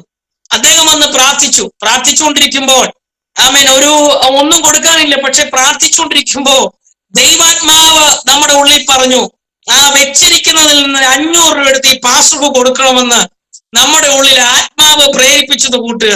നമ്മൾ എന്ത് ചെയ്യും? സ്വതന്ത്രം. കർത്താവേ, കണ്ണടച്ച് പ്രാർത്ഥിക്കുന്നെങ്കിലും ഒത്തിരി കണക്ക് കൂട്ടും. ഈ 500 പോയാൽ എന്റെ സകല പരിപാടിയും തെറ്റും. ഈ ദൈവദാസന് കൊടുക്കാതിരിക്കാനും പറ്റത്തില്ല. ദൈവാത്മാവ് അകത്ത് പറഞ്ഞ് നീ കൊടുക്കെന്ന് പറയുകയും ചെയ്യുന്നു. സ്വതന്ത്രം. എന്നാൽ ധൈര്യത്തോടെ കൊടുത്തിട്ടുണ്ടെങ്കിൽ നിങ്ങൾ ഉദ്ദേശിച്ച കാര്യത്തെ സാധിപ്പിക്കാൻ ദൈവത്തിന് കഴിയും. ഇത് ഞാൻ സത്യമായിട്ട് പറയാം, എന്റെ വീട്ടിൽ നടന്ന എന്റെ ജീവിതത്തിൽ നടന്ന കാര്യമാണ്. എന്നെ വചനം പഠിപ്പിച്ച് അദ്ദേഹം പറഞ്ഞ കാര്യമുണ്ട്, നമ്മുടെ ജീവിതത്തിൽ ഇല്ലാത്ത കാര്യം പ്രസംഗിക്കരുതെന്ന് പറഞ്ഞിട്ടുണ്ട്. പ്രിയമുള്ളവരെ, സഭാ ശുശ്രൂഷയിൽ വലിയ വരുമാനമൊന്നും നമുക്ക് കിട്ടത്തില്ല. സ്തോത്രം. എന്നെ അറിയാവുന്ന ചിലർ ഇതിനകത്തുണ്ട്. ഞാൻ ഒരിക്കൽ ഷാജി പാസ്റ്റർ വിളിച്ചു പറഞ്ഞു, പ്രാർത്ഥിക്കണമെന്നൊക്കെ പറഞ്ഞു. എന്നെ സമയത്ത് വലിയ വരുമാനങ്ങളൊന്നുമില്ല, അങ്ങോട്ട് കൊടുക്കേണ്ട അവസ്ഥയാണ്. സ്തോത്രം. ഒരിക്കൽ എൻ്റെ ഒരു കൂട്ടുകാരനെ വിളിച്ചിട്ട് ഞാൻ പറഞ്ഞു, എനിക്കൊരു 1000 രൂപ വേണം. അവനെനിക്ക് 1000 രൂപ മൈലൻ ജംഗ്ഷനിൽ എനിക്ക് തന്നു. ആ 1000 രൂപ കിട്ടിയപ്പോൾ എന്റെ ഭാര്യയോട് ഞാൻ പറഞ്ഞു, ലേയ എന്നാണ് അവളുടെ പേര്, അവളോട് ഞാൻ പറഞ്ഞു 1000 രൂപ കിട്ടിയിട്ടുണ്ട്. അവൾ ഉടനെ തന്നെ വാട്സപ്പിൽ ലിസ്റ്റ് അയച്ചു തന്നു, ഇന്ന സാധനം. സ്തോത്രം. ഞാൻ ഏകദേശം കണക്ക് കൂട്ടിയപ്പോ 1300 രൂപ വേണം കടയിൽ നിന്ന് ഇറങ്ങണമെങ്കിൽ. വീട്ടിലേക്ക് അത്യാവശ്യ സാധനങ്ങളാണ്, അതിനകത്ത് ചുരിദാറും നൈറ്റിയും ഒന്നും ഇല്ല കേട്ടോ. സ്തോത്രം. ഈ ബഡ്ജറ്റ് ഇട്ടുകൊണ്ടിരിക്കുമ്പോൾ എന്റെ അമ്മ എന്നെ വിളിച്ചിട്ട് പറഞ്ഞു, ഒരു പാസ്റ്റർ വീട്ടിൽ വന്നിട്ടുണ്ട്, നിന്നെ കാണണമെന്ന് പറഞ്ഞു, നീ വേഗത്തിൽ വരണം. വീട്ടിൽ വന്നു ഒരു പാവം പിടിച്ചത് സുവിശേഷകൻ, എനിക്ക് ഒത്തിരി ഇഷ്ടമുള്ള മനുഷ്യൻ, നല്ലവണ്ണം ആത്മാർത്ഥമായി പ്രാർത്ഥിക്കുന്ന മനുഷ്യൻ. അദ്ദേഹത്തെ വെറും കൈയോടെ വീഴാനൊരു വിഷമം. പക്ഷേ ഭാര്യ അയച്ചിരിക്കുന്ന വാട്സപ്പിൽ മെസ്സേജ് ഓർക്കുമ്പോൾ കൊടുക്കാനും പറ്റുകയില്ല. ഒത്തിരി വേദന തോന്നി. ആ ദൈവദാസൻ ആത്മാർത്ഥത്തോടെ സ്വർഗത്തിലേക്ക് കരമുയർത്തി പ്രാർത്ഥിക്കുമ്പോൾ അദ്ദേഹത്തിന് മുഖത്ത് ഞാൻ കണ്ണു തുറന്നു നോക്കി, കർത്താവെ, ഞാൻ എന്ത് ചെയ്യണം? പക്ഷെ ദൈവാത്മാവ് എന്റെ ഉള്ളിൽ പറഞ്ഞു, നീ ധൈര്യത്തോടെ കാലെടുത്ത് വെച്ചാൽ നിനക്ക് വേണ്ടി അത്ഭുതം പ്രവർത്തിക്കുമെന്ന് എന്റെ ഉള്ളിൽ ഒരു ധൈര്യം കിട്ടി. ഞാൻ അവളോട് പറഞ്ഞു, ഇരിക്കുന്നതിൽ 1000 രൂപ എടുത്ത് 500 രൂപ എടുത്ത് പാസ്റ്റർക്ക് കൊടുക്കാം. സ്തോത്രം. അവൾ പറഞ്ഞു, കൊടുക്ക, ധൈര്യമായിട്ട് കൊടുക്ക. മുറിക്കകത്ത് നിന്ന് ഇരിക്കുന്ന 1000ൽ നിന്ന് ഒരു 500 രൂപ എടുത്ത് എന്റെ പിതാവിന്റെ കയ്യിൽ കൊടുത്ത് ഇത് പാസ്റ്റർക്ക് കൊടുക്കണമെന്ന് പറഞ്ഞു കൊടുത്തു. പ്രിയമുള്ളവരെ, ആ ദൈവദാസൻ സ്തോത്രം പറഞ്ഞ് അനുഗ്രഹിച്ച് പ്രാർത്ഥിച്ച് അതുകൊണ്ട് വീട്ടിലേക്ക് മടങ്ങിപ്പോയി.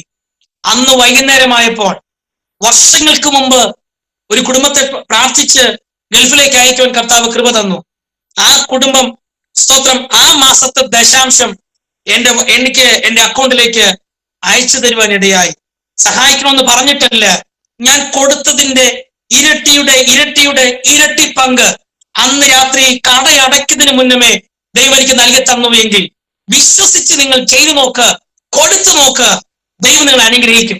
ഇപ്പൊ പാസ്റ്റർമാര് കൊടുപ്പിൻ കിട്ടുമെന്ന് പറഞ്ഞ രീതി ഇന്ന് രാത്രി കിട്ടാൻ വേണ്ടിയല്ല.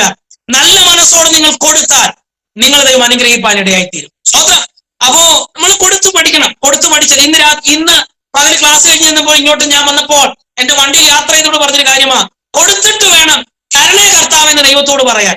അല്ലാതെ 1 രൂപ കൊടുക്കാതെ ഇങ്ങോട്ട് തരണേ കർത്താവ് എന്ന് പറഞ്ഞാൽ കർത്താവ് തരികയില്ല.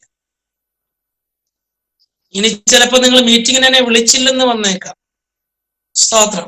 പക്ഷെ നമ്മൾ കൊടുക്കണം. ഞാൻ എൻ്റെ വേറൊരു ബൈബിൾ കോളേജിൽ പഠിപ്പിച്ചപ്പോൾ അവരോട് പറഞ്ഞൊരു കാര്യം ഇതാണ്, അക്കൗണ്ട് എടുത്തു തുടങ്ങി. ഞാനൊരു അക്കൗണ്ട് തുടങ്ങി. 1 രൂപ പോലും അക്കൗണ്ടിൽ കൊണ്ടിടാതെ സകല ATM കയറി കാറിട്ട് കുത്തലാണ്. കിട്ടുമോ? അവര് പറയും നിന്റെ അക്കൗണ്ടിൽ ക്യാഷ് ഇല്ല, വെച്ചിട്ട് പോകാൻ പറയും. സ്തോത്രം. കുറെ ആകുമ്പോ അവരും സഹിച്ചത് ബ്ലോക്കാ. അങ്ങനെയാ, നമ്മളൊന്നും കൊടുക്കത്തില്ല. പക്ഷെ പ്രാർത്ഥിക്കുന്നത് എന്താ? കർത്താവേ എന്നെ അനുഗ്രഹിക്കണം, എന്റെ അക്കൗണ്ടിലേക്ക് നിറയ്ക്കണം, വണ്ടി നിറയ്ക്കണം, വീട് നിറയ്ക്കണം. കിട്ടിയല്ല, ദൈവത്തിന് കൊടുത്തു നോക്ക്, അവൻ നിന്നെ അനുഗ്രഹിക്കും. 1 രൂപ കൊടുക്കാതെ കിട്ടണമെന്ന് പ്രാർത്ഥിക്കരുത്. ഈ കൺവെൻഷനിൽ കൊടുക്കുന്നവരെ ഓർത്ത് കർത്താവിന് സ്തോത്രം ചെയ്യുക. വചനം പറയുന്നത് നിങ്ങൾ കൊടുത്തു നോക്കുവീൻ. ആർക്കൊക്കെ കൊടുക്കണമെന്നൊക്കെ വചനമുണ്ട്. പോട്ടെ, ഒരു കാര്യം ഞാൻ വേഗത്തിൽ സമയം പോകുന്നല്ലോ. നിനക്ക് നന്മ ചെയ്യാൻ പ്രാപ്തിയുള്ളപ്പോൾ അത് യോഗ്യന്മാരായവർക്ക് നിങ്ങൾ കൊടുക്കണം. പോട്ടെ, നമ്മുടെ വിഷയം അതല്ല. അങ്ങനെ പറഞ്ഞു പോയാൽ നമ്മൾ 9 മണിക്ക് നമ്മുടെ മീറ്റിംഗ് തീരത്തില്ല. ശിഷ്യന്മാര് പറഞ്ഞു ഈ സ്ഥലം നിർജ്ജനമാണ്, ഇവിടെ ഒന്നും കൊടുക്കാൻ പറ്റുകയില്ല. കർത്താവ് പറഞ്ഞു അവർ കടയിൽ നിന്ന് പോകണ്ട, നിങ്ങൾ തന്നെ അവർക്ക് കൊടുക്കണമെന്ന് പറഞ്ഞു. ഒന്നുമില്ല എന്ന് പറഞ്ഞവരെ കൊണ്ട് ചില നന്മകൾ കൊടുപ്പിക്കുവാൻ ദൈവത്തിന് മനസ്സലിവുണ്ടായി. ഇന്ന് ശൂന്യതയിലിരിക്കുന്ന ദൈവജനത്തോട് കൊടുക്കാൻ ആഗ്രഹമുണ്ട് കർത്താവെ, പക്ഷെ എന്റെ കൈ ശൂന്യമാ, ലിമിറ്റേഷൻസ് ഉണ്ട് എന്ന് പറഞ്ഞിരിക്കുന്നവർ ഇന്ന് രാത്രി മീറ്റിംഗിൽ പങ്കെടുക്കുന്നുണ്ട്. അവരോട് ഞാൻ ദൂത് പറയാം, നിങ്ങളുടെ അതേ കരം കൊണ്ട് 1000-ങ്ങളെ 10,000-ങ്ങളെ പോഷിപ്പിക്കാൻ ദൈവം വിശ്വസ്തന. സ്വത്രം. ഈ ശിഷ്യന്മാര് അവർ എവിടെ ഇരുത്തിയെന്ന എഴുതിയിരിക്കുന്നത് 19-ാമത്തെ വാക്യത്തിൽ. സ്തോത്രം. പിന്നെ പുരുഷാരം പുല്ലിന്മേൽ ഇരിപ്പാൻ കൽപ്പിച്ചു. നല്ല ഇടയൻ തന്റെ ആടുകളെ പുല്ലുള്ള സ്ഥലത്തേക്ക്, പുല്ലിലേക്ക് കൊണ്ടുപോയി അവർക്ക് സ്വസ്ഥത. 21 വായിക്കുന്നില്ലേ? അവൻ എന്നെ സ്വസ്ഥതയുള്ള വെള്ളത്തിനരികത്തേക്ക്, പച്ചയായ പുൽപ്പുറങ്ങളിലേക്ക് അവൻ നമ്മൾ നടത്തുന്ന കർത്താവാ. അങ്ങനെയെങ്കിൽ ഇന്ന് രാത്രി പ്രിയമുള്ളവരെ, മരുഭൂമി എന്ന് പറഞ്ഞ സ്ഥലത്ത്, നിർജ്ജനം എന്ന് പറഞ്ഞ സ്ഥലത്ത് ഒരു പുൽമെത്തയൊരുക്കി അവിടെ ജനത്തെ പോഷിപ്പിക്കാൻ ദൈവത്തിന് കഴിയുമെങ്കിൽ ഈ 2024-ൽ നിങ്ങൾ അനുഭവിക്കുന്നത് ചിലപ്പോൾ നിർജ്ജനമായിരിക്കുന്ന അവസ്ഥയായിരിക്കുക, ചിലപ്പോൾ മരുഭൂമി പോലത്തെ അവസ്ഥയായിരിക്കുക. പക്ഷെ അവിടെ ഒരു പുൽമെത്തയൊരുക്കി അവിടെ ഒരു വിരുന്ന് നടത്താൻ ദൈവത്തിന് പദ്ധതി ഉണ്ടെന്ന് മറന്നു പോകരുത്. എത്ര പേർക്ക് ആമേൻ പറയാൻ കഴിയും? ഇനി എന്റെ വീട്ടിൽ ഒരു വിരുന്ന് നടക്കാൻ പോകുന്നു. വേഗത്തിൽ പോകാം. 20-ാമത്തെ വാക്യം. എല്ലാവരും തിന്ന് തൃപ്തരായി. അടുത്തത്, ശേഷിച്ച കഷണം 12 കുട്ട നിറച്ചെടുത്തു. ഞാൻ ഇന്ന് നിങ്ങളോട് ചോദ്യം ചോദിക്കട്ടെ, നിങ്ങൾ ഒരു മാസം മുഴുവൻ ജോലി ചെയ്തിട്ട് വല്ല ശേഷിപ്പ് ഉണ്ടാവുന്നുണ്ടോ? ഒരാഴ്ച മുഴുവൻ ജോലി ചെയ്തിട്ട് ഓട്ടസഞ്ചിലെടുത്ത് കൊച്ചിന് 10 രൂപയുടെ പാർലേജിയുടെ ബിസ്ക്കറ്റ് മേടിക്കാൻ കാശില്ലാതെ ഭാരപ്പെടുന്നവരുണ്ട്. ഈ പയ്യാവേലിക്ക് അവിടെ ഇവിടെ ചെന്ന് കടം മേടിച്ച് ഉള്ള ചിട്ടിക്കും പാട്ടത്തിനൊക്കെ ചേർന്ന് പിൻകോർപ്പിലും കൊണ്ട് പൈസ കൊടുക്കുന്ന കാര്യത്തെ കുറിച്ചല്ല ഞാൻ പറയുന്നത്. അവരെല്ലാരും പൈസ ഇല്ല. ഞാൻ പറയുന്നത് ഞങ്ങളുടെ നാട്ടില് ഒറ്റൊണ്ണത്തിന്റെ പൈസ ഇല്ല. തിങ്കളാഴ്ച പിരിവ്, ചൊവ്വാഴ്ച പിരിവ്, ശനിയാഴ്ച പിരിവ്, പിരിവാരി വന്ന് മൊത്തം കാശ് കൊണ്ടുപോവുക. ആ അവസ്ഥയല്ല ഞാൻ പറഞ്ഞു. ഒരു മാസം മുഴുവൻ ഉറക്കം ഉളച്ച് ജോലി ചെയ്തിട്ടും ഓവർ ടൈം ചെയ്തിട്ടും സ്വന്തം ഒരു നീക്കിയിരിപ്പ് വരുത്താൻ കഴിയാതിനകത്ത് നീറുന്നവരിനകത്തിരിപ്പുണ്ട്. അവരെ നോക്കി പരിശുദ്ധാത്മാവിൽ പ്രാരംഭരാത്രി വിളിച്ചു പറയാം, ഈ മാസം നിങ്ങൾക്കൊരു നീക്കിയിരിപ്പ് തരുന്ന മാസമാണ്. ആമേൻ പറയണം. ഈ മാസം ഒരു നീക്കിയിരിപ്പ് തമ്പുരാൻ നൽകിത്തരും. ഈ മാസം ഒരു നീക്കിയിരിപ്പ് ദൈവം നൽകിത്തരും. സമയം പോക്കാൻ വേണ്ടി പറയുന്ന വാക്കല്ല കേട്ടോ. പരിശുദ്ധാത്മാവ് ആവർത്തിച്ച് പറയാൻ പറയുന്നു, ആമേൻ, ഒരു നീക്കിയിരിപ്പ് തരാൻ, ഒരു നീക്കിയിരിപ്പ് തരാൻ, ഒരു നീക്കിയിരിപ്പ് തരാൻ. 5 അപ്പവും 2 മീനും. ഇരിക്കുന്നത് 10,000-കണക്കിന് ആൾക്കാർ. പുരുഷന്മാര് മാത്രം 5,000. കണക്കൊക്കെ നമുക്ക് നല്ലതാണ്. ഇപ്പൊ തന്നെ നോക്ക്, നമ്മുടെ ഈ മീറ്റിംഗിൽ ആകെ 4-5 സഹോദരന്മാരേ ഉള്ളൂ, ബാക്കി മൊത്തം സഹോദരിമാരാ. എല്ലായിടത്തും അങ്ങനെ തന്നെ, അവിടെ അങ്ങനെയൊക്കെ തന്നെ ആയിരിക്കും. ഇനി അവരുടെ കാര്യം ഒരുത്തിന് 2-3 ഭാര്യമാരൊക്കെ കാണും. പിന്നെ അവർ അനിയത്തിമാരും ചേട്ടത്തിമാരും എല്ലാം കൂടെ കുറെ സഹോദരിമാരൊക്കെ അവിടെ വന്നിട്ടുണ്ടായിരിക്കാം. ചുരുക്കം പറഞ്ഞാൽ പുരുഷന്മാര് മാത്രം 5000, സ്ത്രീകളും കുട്ടികളും കൂട്ടിയിട്ടില്ല. ഞാൻ വിശ്വസിക്കുന്നു അതിനേക്കാൾ ഇരട്ടി കാണുമായിരിക്കാം. സ്തോത്രം. യഹൂദന്മാരെ സംബന്ധിച്ച് ആൾക്കാർ പൊതുവെ സ്ത്രീകൾ ചില സ്ഥലങ്ങളിൽ കൂടുതൽ വരാറുണ്ട്. എനിവേ, ഇവിടെ പുരുഷന്മാര് മാത്രം 5000 എന്ന് പറയണമെങ്കിൽ അതിന്റെ ഇരട്ടി ആരുണ്ട്? സഹോദരിമാരുണ്ട്, പിന്നെ പിള്ളേരും കാണും. സ്തോത്രം. തിന്ന് തൃപ്തരായെന്നാ പറഞ്ഞേക്കുന്നത്. എല്ലാത്തിനെയും അരവായിട്ട് വിട്ടതല്ല, ആണോ? അല്ല, നമ്മുടെ വീട്ടില് അമ്മമാര് പണ്ട് അങ്ങനെ ചെയ്യുമായിരുന്നു. സ്വന്തം ആകെ ചോറ് കുറച്ചേ ഉള്ളൂ, എല്ലാത്തിനെയും അവിടെ പോഷിപ്പിക്കണമെങ്കിൽ ആദ്യം ചീനി വിളമ്പും, കപ്പ വിളമ്പും, അതിന്റെ മുകളിലേക്ക് ചോറെടുത്തിടും. അപ്പൊ പാത്രം നിറച്ച് ചോറ് കാണുന്ന ഒരു ചടങ്ങ് പണ്ടുണ്ടായിരുന്നു. സ്വന്തം എന്നതുപോലെ അഡ്ജസ്റ്റ്മെന്റ് അല്ല. ഇന്ന് രാത്രി കൺവെൻഷന്റെ പ്രഥമ രാത്രി വിളിച്ചു പറയാം, അഡ്ജസ്റ്റ്മെന്റ് അല്ല ഇന്ന് രാത്രി കർത്താവ് ചെയ്യുന്നത്, ഒരു പൂർത്തീകരണമാണ്. അഡ്ജസ്റ്റ്മെന്റിന് വേണ്ടി ആരും ഇരിക്കരുത്. കർത്താവ് ഈ മീറ്റിംഗിൽ പങ്കെടുക്കുന്ന എല്ലാവർക്കും കൊടുക്കുന്ന കൂട്ടത്തിൽ ഒരു അരമുറി അപ്പം എനിക്കും തരണം എന്ന് പറഞ്ഞല്ല, നിനക്ക് ഇന്ന് തൃപ്തിയാകത്തക്ക രീതിയിൽ ദൈവത്തിന് പ്രവർത്തിക്കാൻ കഴിയും ഇന്ന് രാത്രി. അതുകൊണ്ടാണ് വിളിച്ചു പറഞ്ഞത്, ഒരു നീക്കിയിരിപ്പ് തരാൻ ദൈവം വിശ്വസ്തന്. നമ്മുടെ വിഷയം അതല്ലല്ലോ. ഈ സംഭവം നടന്നുകൊണ്ടിരുന്ന ഉടനെ അപ്പം തിന്ന് 12 കൊട്ട ശേഷിപ്പിച്ച ഉടനെ, വാക്ക് ശ്രദ്ധിക്കൂ, 22ാമത്തെ വാക്യം, ഉടനെ അപ്പം വാങ്ങിച്ച് അവർ 12 കൊട്ട നിറച്ചു. വേറൊരു സുവിശേഷ ഭാഗത്ത് നമ്മൾ വായിക്കുന്ന ആ 12 കൊട്ടയും അപ്പോസ്തലന്മാരുടെ തലയിലേക്ക് വെച്ചു കൊടുത്തു. തികയത്തില്ലെന്ന് പറഞ്ഞവരുടെ തലയിലോട്ട് വെച്ചു കൊടുത്തു. സ്തോത്രം. അപ്പോ അവരപ്പം പിടിച്ചോണ്ട് നിൽക്കുമ്പോൾ യേശു കർത്താവ് ഒരു വാക്ക് അവരോട് പറഞ്ഞു. എന്താണ് പറഞ്ഞത്? 22ാമത്തെ വാക്യം, ഉടനെ യേശു തൻ പുരുഷാരത്തെ പറഞ്ഞയക്കുന്നതിനിടയിൽ ശിഷ്യന്മാർ പടകിൽ കയറി തനിക്ക് മുമ്പായി അക്കരയ്ക്ക് പോകുവാൻ അവരെ നിർബന്ധിച്ചു. വാക്ക് ശ്രദ്ധിച്ചോ, കർത്താവ് അവരെ നിർബന്ധിക്കുന്നത് എങ്ങോട്ട് പോകാനാ? അക്കരയ്ക്ക് പോകാനാ. സ്വത്രം. ഒരു ദൂത് ഞാൻ പറയാം, അക്കരയ്ക്ക് പോകാനാണ് കർത്താവ് നമ്മളെ അയച്ചതെങ്കിൽ വഴിയിലുണ്ടെന്ന തിരമാലയിൽ ദൈവം നിന്നെ മുക്കി കളയത്തില്ല, നീ അക്കരദേശത്ത് കാല് കുത്തിയിരിക്കും. സ്വത്രം. പക്ഷെ വാഗ്ദത്തം ലഭിച്ചത് അക്കരയ്ക്ക് പോകാനാ. അക്കരയ്ക്ക് പോകാൻ വേണ്ടി കർത്താവ് അവരോട് നിങ്ങൾ മറുകരയിൽ പോകണമെന്ന വേറൊരു ഭാഗത്ത് പറഞ്ഞു. നിങ്ങൾ മറുകരയിലേക്ക് പോകണം. ഇത് രാത്രി പ്രിയമുള്ളവരെ, വാഗ്ദത്തം ലഭിച്ച് യാത്ര പുറപ്പെട്ടിട്ട് പാതി വഴിയിൽ പടകിലേക്ക് തിരമാലകൾ തള്ളിക്കയറുമ്പോൾ അവൻ സ്വന്തം എന്റെ യാത്ര പാതി വഴി അവസാനിക്കുമോ എന്നുള്ള നിരാശയോടെ ഇരിക്കുന്നവരോട് ഇന്ന് രാത്രി വിളിച്ചു പറയാ, നിന്നോട് മറുകരയിലേക്ക് പോകാനാണ് കർത്താവ് പറഞ്ഞെങ്കിൽ ആ മറുകരയിൽ എത്തിക്കാൻ ദൈവം വിശ്വസ്തനാണ്. വിശ്വസിക്കുന്നവർ കർത്താവിന് ആമേൻ പറയണം. നിനക്കൊരു നീക്കിയിരിപ്പ് തരുമെന്ന് ദൈവം ദൂത് പറഞ്ഞിട്ടുണ്ടെങ്കിൽ കുറിച്ചിട്ടോ, 30-ാം തീയതി നിന്റെ അക്കൗണ്ടിലേക്കും നിന്റെ കയ്യിലേക്കും നിന്റെ പേഴ്സിലേക്കും നീ കണക്ക് കൂട്ടി നോക്കിക്കോ. ദൈവം നിനക്ക് നീക്കിയിരിപ്പ് തന്നിരിക്കും. ഇന്ന് രാത്രി പരിശുദ്ധാത്മാവിന്റെ നിറവിൽ വിളിച്ചു പറയാം, അവൻ നിന്നോട് പറഞ്ഞ വാക്ക് അവൻ മാറത്തില്ല. കാരണം വചനം എഴുതിയിരിക്കുന്നു, അവന്റെ വാക്ക് ഉവ്വ് എന്നും ഇല്ല എന്നുമാണ്. അവൻ വാക്ക് മാറുന്നവനല്ല. ഇന്ന് രാത്രി വിശ്വസിക്കുന്നവരെ ഓർത്ത് കർത്താവിനെ സ്തോത്രം ചെയ്യുക. ശിശുമാരോട് പറഞ്ഞു, നിങ്ങൾ മറുകരയ്ക്ക് പോവുക. അവർ മറുകരയ്ക്ക് യാത്രയായി. 24ാമത്തെ വാക്യം, പടവോ കരവിട്ട് പല നാഴിക ദൂരത്തായി. ഇപ്പോൾ ഇവരവിടെ കരയിലുമല്ല വെള്ളത്തിലുമല്ലാത്ത അവസ്ഥ. കര വിടുകയും ചെയ്തു, മറുകര എത്തിയിട്ടുമില്ല. ഈ കൺവെൻഷന്റെ രാത്രിയിൽ സ്ഥിരമായിരുന്നതിൽ നിന്ന് ഒന്നിൽ നിന്നും വിട്ട് ഇറങ്ങി പുറപ്പെട്ടിട്ട് അപ്പുറം എത്താൻ കഴിയാതെ യാത്ര വല്ലാതെ കാറ്റടിക്കുന്നെങ്കിൽ, പടകിന് നേരെ തിരമാലകൾ അടിച്ചു കയറുന്നെങ്കിൽ മനസ്സിലാക്കിക്കോ, ഇന്ന് രാത്രി സമയം നോക്കാതെ നമ്മുടെ അടുക്കിലേക്ക് നടന്നു വരുന്ന ഒരു കർത്താവ് നമ്മുടെ കൂടെയുണ്ട്. സ്വതം. ഇവിടെ എന്നെ ഇഷ്ടപ്പെടുത്തിയത്, എന്നെ അത്ഭുതപ്പെടുത്തിയെന്നറിയാമോ? 25ാമത്തെ വാക്യമാണ്. രാത്രിയിലെ 4-ാം യാമം. ആ വാക്കങ്ങനെ പറയാൻ പ്രത്യേകതയുണ്ട്.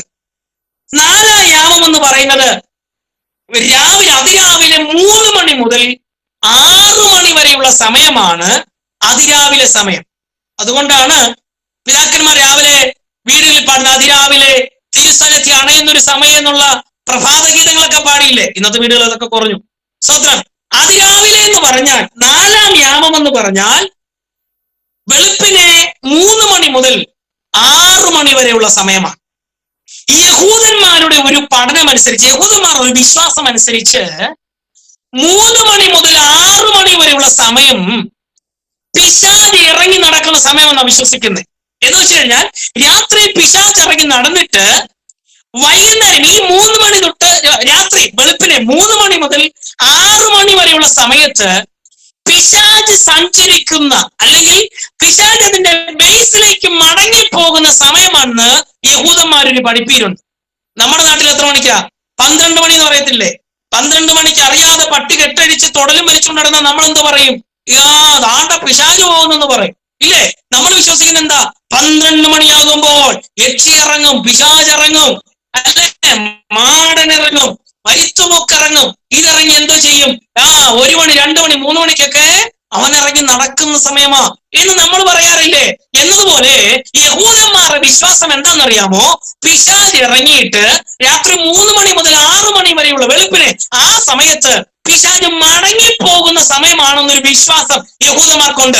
അതുകൊണ്ടാണ് യേശു കർത്താവ് വെള്ളത്തിന്മീതെ നടന്ന് പടകിലേക്ക് കയറി ചെല്ലുമ്പോൾ അതേവരെ അന്യഭാഷ പറഞ്ഞ് ശാസിച്ചുകൊണ്ടിരുന്നവർ വിളിച്ച പേരിതാണ്, അയ്യോ ഭൂതം വരുന്നു എന്നാ വിളിച്ചു പറഞ്ഞത്.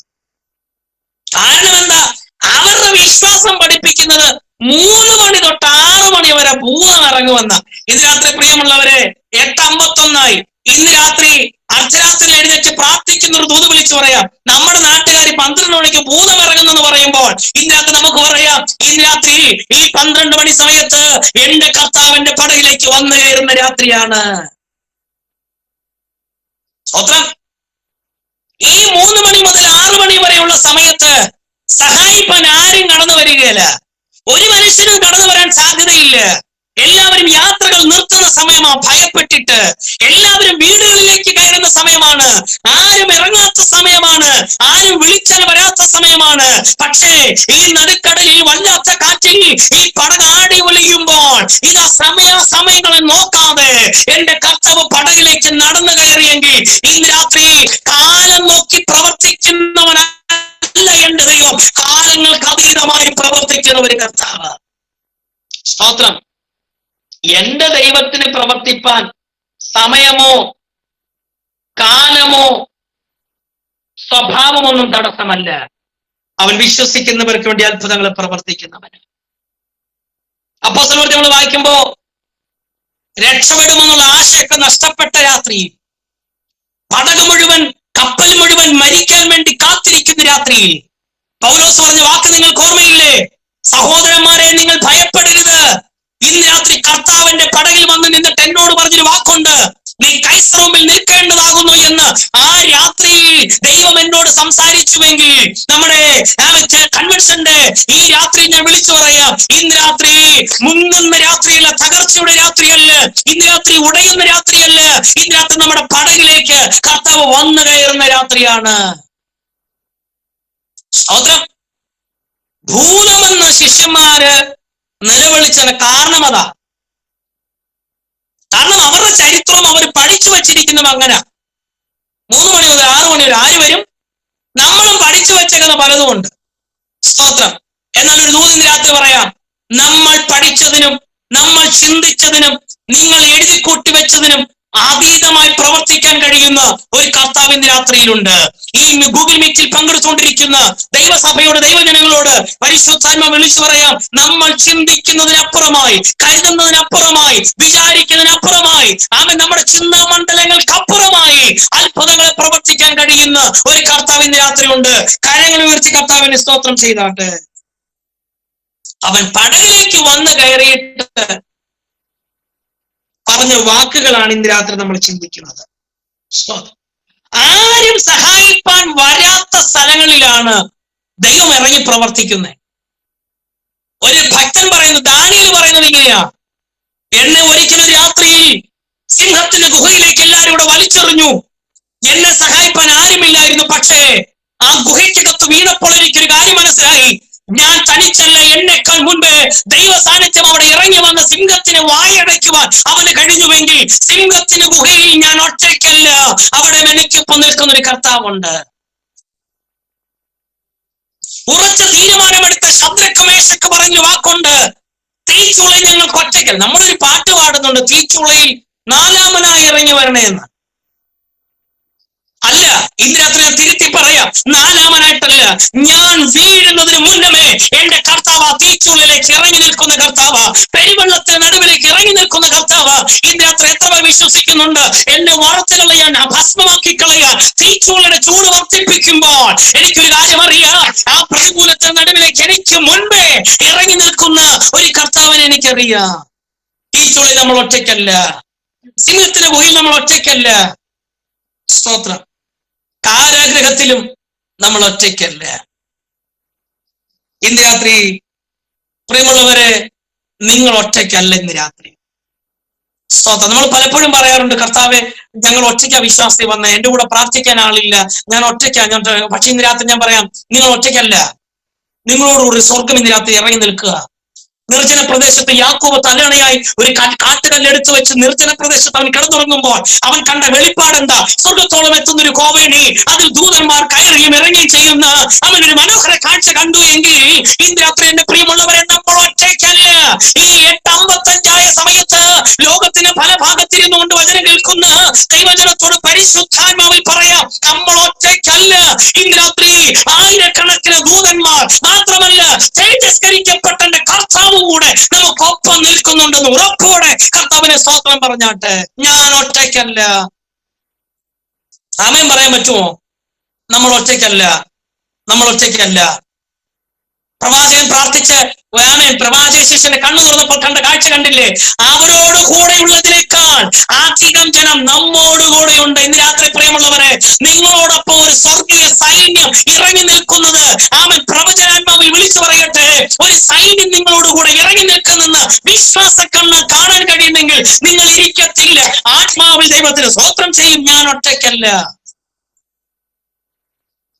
ദുബായിൽ നിങ്ങൾ ഒറ്റയ്ക്കല്ല, അറബ് രാഷ്ട്രങ്ങളിൽ നിങ്ങൾ ഒറ്റയ്ക്കല്ല, തിരുവനന്തപുരത്ത് നിങ്ങൾ ഒറ്റയ്ക്കല്ല, ലോകത്തിന്റെ ഏത് മേഖലകളിലും നിങ്ങൾ ഒറ്റയ്ക്കല്ല. വിശ്വാസത്തിൽ നിങ്ങൾ ഒറ്റയ്ക്കല്ല. ഉൽപ്പത്തി തൊട്ട് നിങ്ങൾ വായിച്ചോ, ഒരു ഭക്തന്മാരും ഒറ്റയ്ക്കായി തീർന്നിട്ടില്ല. സമൂഹം അവരെ ഒറ്റയ്ക്ക് മാറ്റി നിർത്തുമ്പോൾ അവരോട് ചേർന്ന് നിൽക്കുന്ന ഒരു കർത്താവിനെ നമുക്ക് കാണാൻ കഴിയുന്നുണ്ട്. സ്തോത്രം. ജോസഫിനെ മാറ്റി നിർത്തിയില്ലേ? സ്വർഗം കൂടെ നിന്നില്ലേ? യബ്ബേസിനെ മാറ്റി നിർത്തിയില്ലേ? സ്വർഗം കൂടെ നിന്നില്ലേ? എബ്രായ ലേഖനത്തിന്റെ 12-ാം അധ്യായത്തിൽ നമ്മൾ വായിക്കുന്നില്ലേ? സാക്ഷികൾ ഇത്ര വലിയ സമൂഹം നമ്മുടെ ചുറ്റും നിൽക്കുന്നത് കൊണ്ട് നിരാശപ്പെടരുത്, നമ്മൾ ഒറ്റയ്ക്കല്ല. കർത്താവ് പറഞ്ഞൊരു വാക്ക്, നമ്മുടെ സമയം തീർന്നല്ലോ ദൈവദാസനെ. കർത്താവ് പറഞ്ഞ ഒന്നാമത്തെ വാക്ക് ധൈര്യപ്പെടുവിൻ. രണ്ടാമത്തെ വാക്ക് ഞാനാകുന്നു. മൂന്നാമത്തെ വാക്ക് പേടിക്കണ്ട, ധൈര്യപ്പെടുവിൻ. സ്തോത്രം. ആദ്യം അവരോട് പറയുന്ന വാക്ക് ധൈര്യമായിട്ടിരിക്കുക. ഇത് രാത്രി നമ്മുടെ ധൈര്യത്തെ കെടുത്തി കളയുന്ന 100 കൂട്ടം പ്രശ്നം നിങ്ങളുടെ ജീവിതത്തിൽ ഉണ്ടായിരിക്കാം. പക്ഷേ ഈ പ്രാരംഭ രാത്രിയിൽ പരിശുദ്ധാത്മാ നിറവിൽ എന്നെ കണ്ടുകൊണ്ടിരിക്കുന്ന ദൈവജനത്തോട് ഞാൻ വേഗത്തിൽ വിളിച്ചു പറയാം, നിങ്ങൾ ധൈര്യപ്പെടുവേ. നമുക്ക് വേണ്ടി ഒരു അത്ഭുതം പ്രവർത്തിക്കുന്ന കർത്താവ് നമുക്ക് കാണാൻ കഴിയുന്നുണ്ട്. ചെങ്കടലിലെ തീരത്ത് നിൽക്കുമ്പോൾ അവൻ ഇസ്രായേൽ ജനം മുഴുവൻ പ്രാർത്ഥിക്കുന്നത്, അയ്യോ ഞങ്ങളെ മരിക്കാനാണോ ഇങ്ങോട്ട് കൊണ്ടുവന്നത്? അവൻ മോശയോട് മോശ പറഞ്ഞ വാക്കുണ്ട്, ധൈര്യപ്പെടുവേ, ദൈവം നിങ്ങൾ കൊണ്ട് പ്രവർത്തിക്കുന്നത് നിങ്ങൾ ഇന്ന് രാത്രി കാണാൻ പോകുന്നു. ഇന്ന് രാത്രി പ്രിയമുള്ളവരെ, ഈ വെള്ളിയാഴ്ച രാത്രി ഞാൻ വിളിച്ചു പറയാം, ഒന്ന് ധൈര്യപ്പെടുവേ. നിങ്ങളുടെ നഗ്ന നേത്രങ്ങൾ കൊണ്ട് കാണാൻ കഴിയുന്ന ഒരു ദൈവപ്രവൃത്തി വെളിപ്പെടാൻ പോകുന്നു. ധൈര്യപ്പെടുവീൻ, ധൈര്യപ്പെടുവീൻ. രണ്ടാമത് പറഞ്ഞ വാക്ക് ഞാനാകുന്നു. ആ ഒരു വാക്കില്ലാതെ നമ്മൾ ഒത്തിരി ഭാരപ്പെട്ടിട്ടുണ്ടല്ലേ? നമ്മുടെ ചില പ്രതിസന്ധി ഘട്ടങ്ങൾ വരുമ്പോ പേടിക്കണ്ട, ഞാൻ കൂടെ ഉണ്ട് എന്നൊരു ധൈര്യത്തിന് വാക്ക് തരുന്ന ഒരാൾ നമ്മുടെ കൂടെ ഉണ്ടാക്കി. ചില വീട്ടിലെ അമ്മാമ്മമാർ യോബിന്റെ അമ്മാമ്മമാരുടെ അമ്മാമ്മയുടെ കൂട്ട. അവള് പറഞ്ഞ വാക്ക് നിങ്ങൾക്ക് ഓർമ്മയില്ലേ? എന്റെ ഒരു മനുഷ്യൻ ജീവിച്ചിരിക്കാതെ, ഭക്തമുറുകെ പിടിച്ചിരിക്കാതെ പോയി ചത്തുകളാ. പക്ഷെ അവൾ എന്തായിരുന്നു പറയേണ്ടുന്നത്? സാരമില്ല, മക്കൾ നഷ്ടപ്പെട്ടു, സമ്പത്ത് മുഴുവൻ നഷ്ടപ്പെട്ടു, നിങ്ങളുടെ ശരീരത്തിൽ രോഗമുണ്ടെന്ന് എനിക്കറിയാം, നിങ്ങൾ അടുത്തു വരുമ്പോൾ വലിയ സ്മെല്ലാണെന്ന് എനിക്കറിയാം, പക്ഷെ ധൈര്യമായിട്ടിരിക്കുക, കർത്താവ് ആശ്വസിപ്പിക്കും എന്ന് ധൈര്യത്തിന്റെ വാക്കല്ലേ അവള് പറഞ്ഞു കൊടുക്കേണ്ടത്? പലരും നമ്മൾ പറയേണ്ടുന്ന വാക്ക് അങ്ങനെ ആയിരുന്നില്ലേ? പക്ഷെ അവരാരും പറയാനില്ലാതിരിക്കുമ്പോൾ കർത്താവിന്റെ രാത്രി നിങ്ങളുടെ വലങ്കരത്തിൽ പിടിച്ചിട്ട് നിങ്ങളുടെ തോളത്ത് തട്ടിയിട്ട് പറയുക, പേടിക്കണ്ട, ഞാനാകുന്നു. വിശ്വാസത്തോടൊന്ന് കേൾക്കാൻ പറ്റുന്നുണ്ടോ? എന്റെ ചെവിയിൽ ആ ശബ്ദം എനിക്ക് കേൾക്കാൻ കഴിയുന്നുണ്ട്. ബെൻസിയറെ, ഭയപ്പെടണ്ട, ഞാനാകുന്നു നിന്റെ കൂടെയുള്ളത്, ഞാൻ നിന്നോട് കൂടെയുണ്ട്, ഞാനാകുന്നവൻ ഞാനാകുന്നു എന്ന് പറഞ്ഞ് മിസ്രൈമിലേക്ക് മോശെ ധൈര്യത്തോടെ പറഞ്ഞു വിട്ട് അത്ഭുതങ്ങളെ ചെയ്യിപ്പിച്ച ദൈവം ഇന്ന് രാത്രി കൺവെൻഷന്റെ പ്രഥമ രാത്രി നിങ്ങളെ നോക്കി വിളിച്ചു പറഞ്ഞു, ഞാനാകുന്നു, ഭയപ്പെടണ്ട. കർത്താവിന്റെ രാത്രി നിങ്ങളോടും പറയുക. അഭിഷക്തനെ, വർഷിപ്പ് ലീഡ് ചെയ്ത അഭിഷക്തനെ, മീറ്റിംഗിൽ പങ്കെടുത്തുകൊണ്ടിരുന്ന അഭിഷക്തന്മാരെ, കർത്താവിനോട് പറയുകയാണ്, ഞാനാകുന്നു, ഭയപ്പെടണ്ട. അടുത്ത വാക്ക്, പേടിക്കണ്ട. ചില രോഗത്തിന്റെ റിസൾട്ടൊക്കെ നിങ്ങളുടെ കയ്യിൽ കിട്ടിയേക്കാം. കടഭാരത്തിന് ജപ്തി നോട്ടീസ് നിങ്ങളുടെ കയ്യിൽ വന്നിട്ടുണ്ടായിരിക്കാം. കടമടയ്ക്കാൻ കഴിയില്ലാതെ ഭാരപ്പെടുന്നുണ്ടായിരിക്കാം. വലിയ നിരാശയിലും പ്രതിസന്ധിയിൽ കൂടി നിങ്ങൾ കടന്നു പോകുന്നുണ്ടായിരിക്കാം. പക്ഷെ ഇന്ന് രാത്രി, പ്രഥമ രാത്രി കർത്താവ് പറയുന്നു, പേടിക്കണ്ട. ഇനിയുള്ള വന്നുന്ന മണിക്കൂറുകളിലും നിങ്ങൾ ഭയപ്പെടേണ്ട, കർത്താവ് നിങ്ങളുടെ കൂടെയുണ്ട്. ഒരു സംഭവ കഥയോട് പറഞ്ഞ് നിങ്ങളോട് ഇന്ന് രാത്രി നമുക്ക് നിർത്താം. തിരുവല്ലയിൽ നിന്ന് നോർത്ത് ഇന്ത്യയിലേക്ക് സുവിശേഷ വേലയ്ക്ക് വേണ്ടി കടന്നുപോയ ഒരു അഭിഷക്തൻ, ഞാൻ പറഞ്ഞിട്ടുള്ളതാണെന്ന് തോന്നുന്നു. സുവിശേഷ വേലയ്ക്ക് വേണ്ടി കടന്നുപോയ ഒരു മനുഷ്യൻ ബോംബെയിലെ ചേരികളിൽ താൻ ശക്തമായി സുവിശേഷം അറിയിച്ചുകൊണ്ടിരിക്കുമ്പോൾ തന്റെ കൈകാലുകൾക്ക് വല്ലാത്ത വിറയിൽ വരുവാനിടയായി. താൻ ഹോസ്പിറ്റലിൽ കിടന്നു പരിശോധിച്ചു.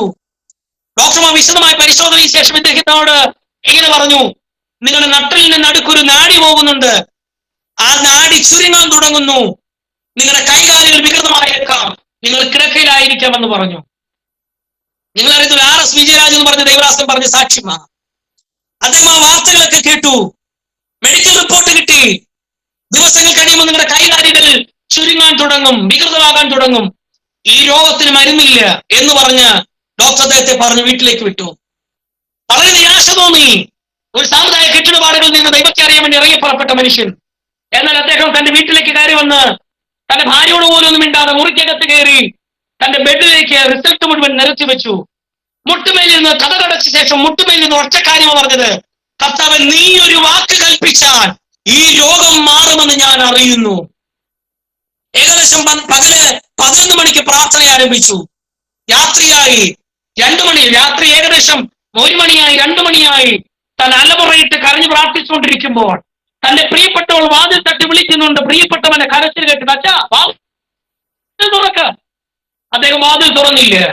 അദ്ദേഹം പ്രാർത്ഥിച്ച പ്രാർത്ഥന, കർത്താവേ, നീ ഒരു വാക്ക് കൽപ്പിച്ചാൽ എന്റെ രോഗം മാറുമെന്ന് അദ്ദേഹം പറഞ്ഞ് പ്രാർത്ഥിക്കാൻ തുടങ്ങി. അദ്ദേഹം പറഞ്ഞ വാക്കിങ്ങനെയാണ്, ഏകദേശം രാത്രി 2 മണി കഴിഞ്ഞപ്പോൾ താനൊരു വെളിപ്പാട് കണ്ടു. താൻ ഇരുന്ന മുറിക്കകത്ത് വെള്ളവസ്ത്രം ധരിച്ചിരിക്കുന്ന തേജസ്സുള്ള ഒരു ചെറുപ്പക്കാരൻ തന്റെ മുറിക്കകത്ത് നിൽക്കുന്നു. അവൻ തന്റെ അടുക്കലേക്ക് നടന്നു വന്നിട്ട് തന്റെ പുറത്ത് താൻ ഇങ്ങനെ തലോടുവാനിടയായി. തന്റെ നട്ടലിന് മേലിൽ കൂടെ കൈ ഓടിച്ചു. ഒരു ഐസ് കഷ്ണം ഒഴുകുന്നത് പോലെ തനിക്ക് തോന്നി. തന്റെ പുറംവേദന മാറി. താൻ ചാടി എഴുന്നേറ്റ് ദൈവത്തെ ആത്മാവിൽ ആരാധിച്ചു. പിറ്റേന്ന് രാവിലെ അദ്ദേഹം ഹോസ്പിറ്റലിൽ ചെന്ന് വീണ്ടും പരിശോധനയ്ക്ക് കയറി. ഡോക്ടർ പറഞ്ഞു, ഇത്രയും വലിയ തുകയാവും, നിങ്ങൾ വീണ്ടും പരിശോധിക്കണോ? എന്താ കാരണം? അദ്ദേഹം പറഞ്ഞു, ഇന്നലെ രാത്രി